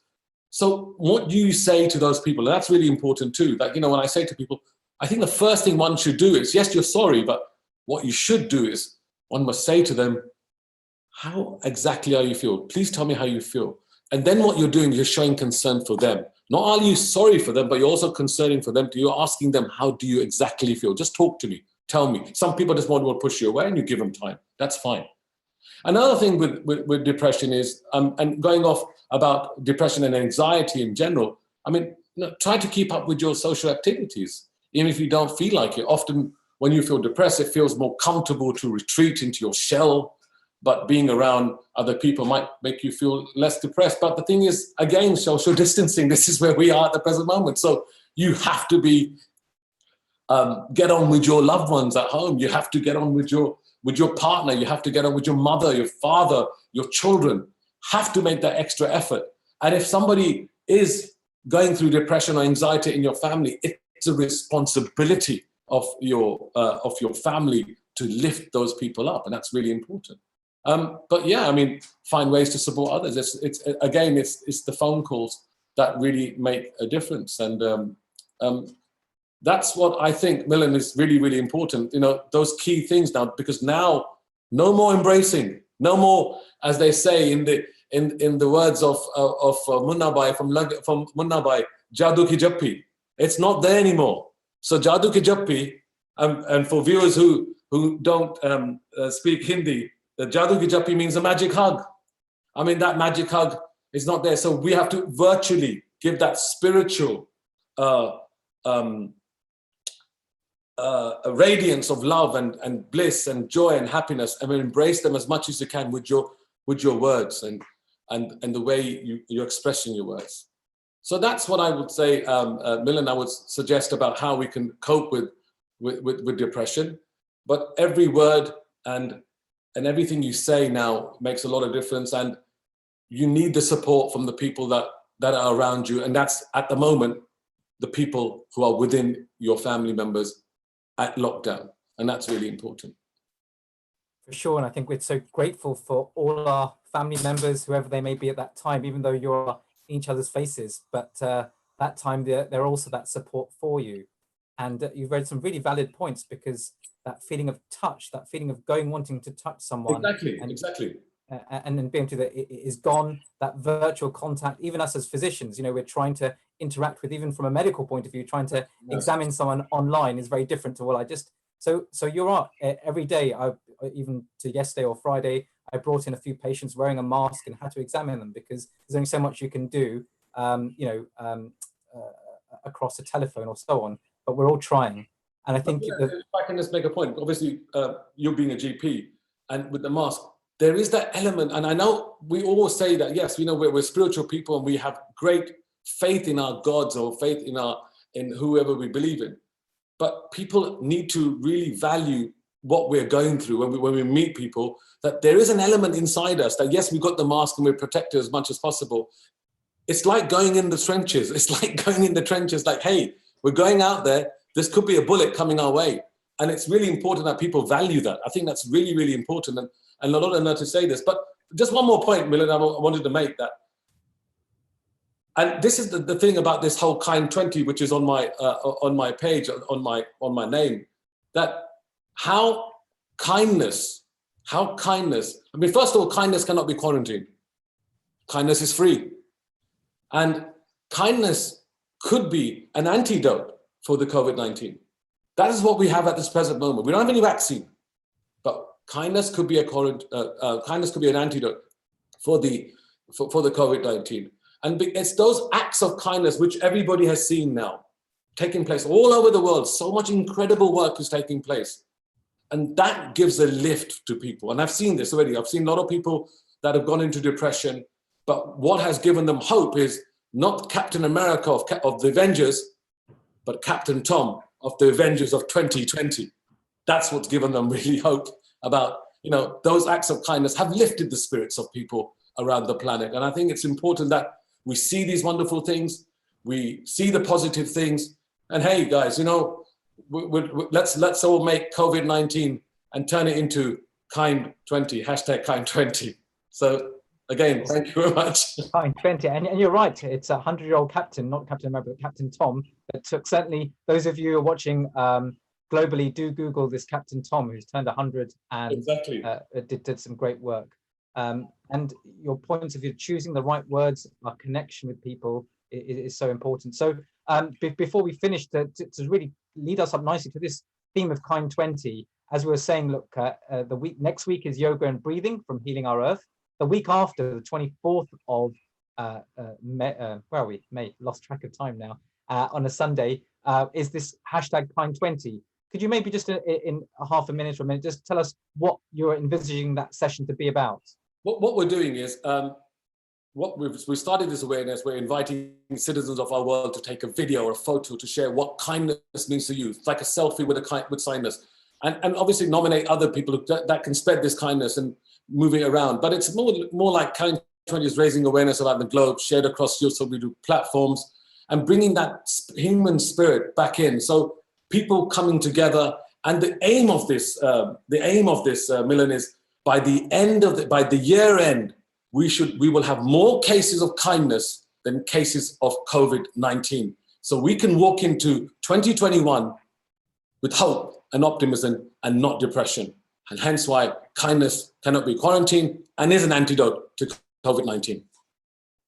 Yeah, you've inspired me. I think hopefully you're running for some post in government, but certainly I wouldn't say that, but we're here to lift people's spirits, Merlin. We have to lift them up. No, I'm inspired. I say otherwise usually we get all these sort of telling us how bad we are or how we can't treat diseases, and I'm glad you've given us a positive spin, a really nice way to end. There's a smile on everyone's face, guys. I can see you all. Well done. Smile. Keep smiling, Simran. I'll shout. I think let's just keep smiling. Great. Dr.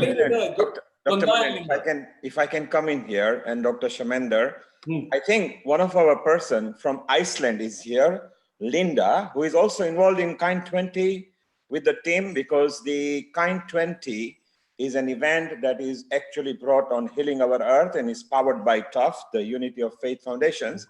And Linda is there. So can I ask admin, can you put a spotlight to Linda, please? Yes. Linda, hello in Iceland. How are you? Hi. Hi, I'm fine. And you? We are all okay here, and Dr. Singha is here. Dr. Milan is here, and you are also looking for Iceland for Kind 20. How are you, and how is it going up there? Oh, well, it's going fine up here. We haven't had any COVID incidents for many days now. So we are healing.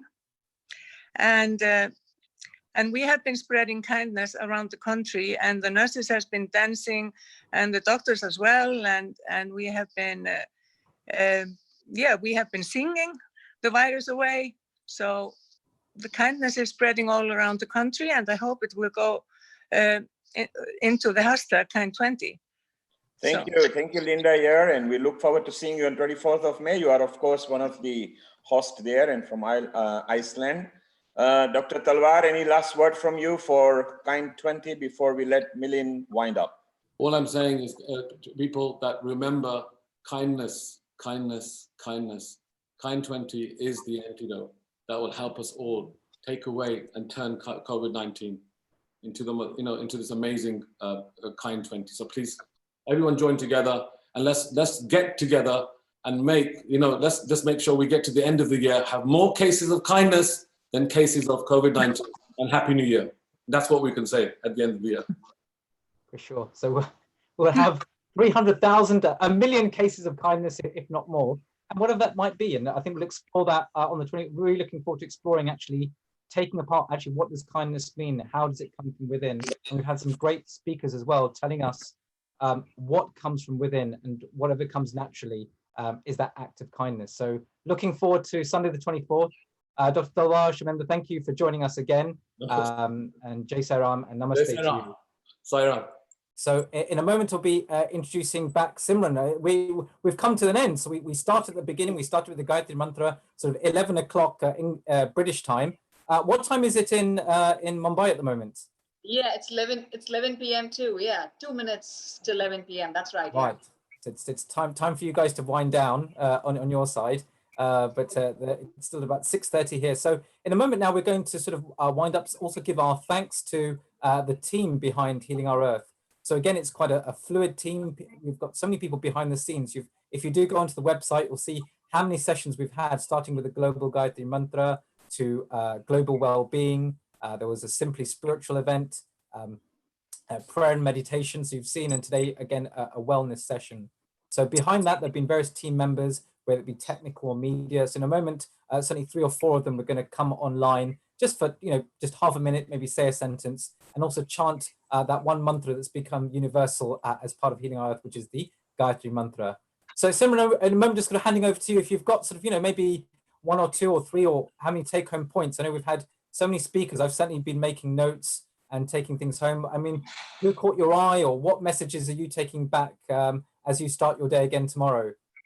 I made so many notes, and more than notes, I'm taking a rejuvenation me. I'm completely rejuvenated, I'm a completely new person.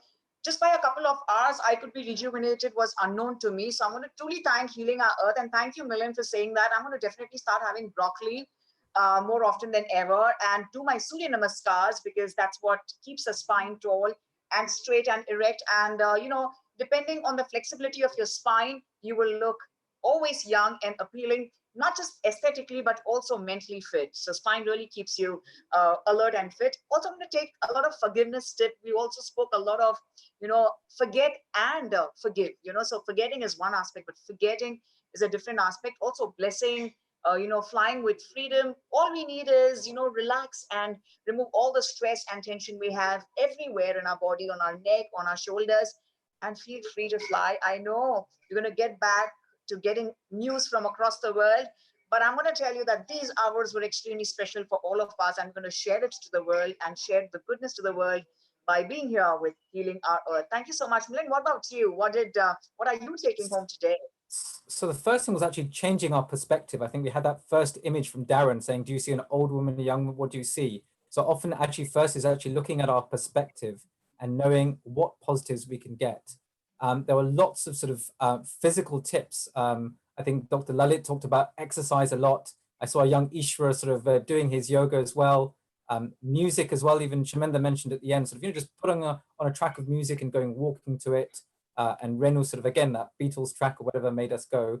And then finally, I think the deeper aspects as well of the letting go, looking from within, seeing that oneness in all. So whether it be on the body, mind or intellect level, there was something always to take away. So I did really enjoy so many different sessions. And as then going back as a healthcare professional, I think we have a wide variety of teams. I know people, from wherever you are, but knowing what your primary care doctor may be doing. And there's a wide variety of teams, whether it be the nurse or the doctor or the social worker. And people think, well, we're just practicing medicine. We're practicing a lot of social care, where there was a speaker on domestic violence. So actually, as a doctor, how many patients, even now as I speak, I'm looking at, we're looking after as a practice, who are going through very difficult times. And I think there was a question that came on, where do you go sometimes? But do look online. As soon as you look at domestic violence, your national helpline will come on, whichever country you're in. Certainly in UK, there's plenty of support. It just takes that one step. So if you are looking and watching, know that hopefully, depending on how your practice is, even your GP is there. But with that, I'm taking that away as we carry on. With that, we'd like to thank some of our team members as well. So in a moment, we're going to ask them to come on. So on the technical side, we've had someone called Nishit in the background doing some fantastic work in Zoom. We're going to ask also Malesh to come forward now in a moment. And Malesh, if we can spotlight you, if you can come on and maybe say a few words. Malesh has been working on the YouTube side, on the website, updating it. So it's very nice for us to acknowledge also these other members. Namaste, Malesh. Welcome. I'm sure you've been in the background, and whatever you want to share with us. It was a really wonderful session today, and there's a variety of speakers, and they've shared their experiences, holistic side and the Ayurvedic side, and also the physical health and mental health perspectives. It's been a really, for me, it is an enlightening session, and I've got too many to take away and try to practice all of them possibly. Thank you very much. And thank you, Nishit, for all the support technically and the background. Thank you. And I was sure if you wanted to end with one Gayatri mantra for us. Yeah. Om Bhuvasvaha Tatsavitur Varenyam Bhargo Devasya Dhimahi Yo Yo Na Prachodayat. Om Shanti Shanti Shanti. Thank you. Thank you, Malesh, for your technical help. And I'm going to call Varsha. I can hear your little one in the background as well. Excellent. Very good. Oh, I think we need to spotlight. Yeah, there we go, our young man. So good. There's our future. Thank you. Excellent. So bringing on Varsha Ben as well, Varsha Mistry from the Metropolitan Police as well, and a forensic officer. But you've been doing a lot of work on our social media, whether it be on Twitter or Facebook, etc. So Varsha Ben, I hope you're there. Namaste. Namaste, Dr. Milan. Very well done to yourself and to Simranji all the way from Mumbai. Gosh, what a privilege to spend Mother's Day with the globe. It's been an opportunity to grow in so many ways. I'd just like to say God bless you and keep safe. To our wonderful hosts and all the presenters. Stay with us, and I hope you'll be on board for our meditation and yoga event next week. Dhanyavad. Namaste. Namaste. Again, if you wanted to chant a Gayatri mantra with us. Thank you. Thank you. Om Bhur Bhuvasvaha Tatsavitur Varenyam Bhargo Devasya Dhimahi Dhiyo Yo Na Prachodayat. Dhanyavad. Namaste.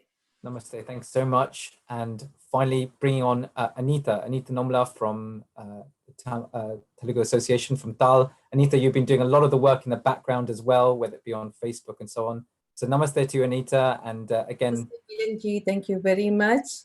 Namaskaram to everyone. It was a really incredible session.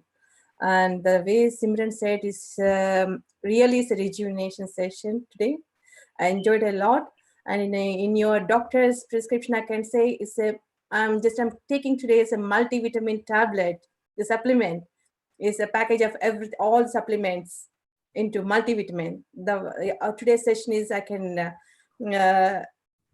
apply to the multivitamin tablet today. That much of strength has given to me today.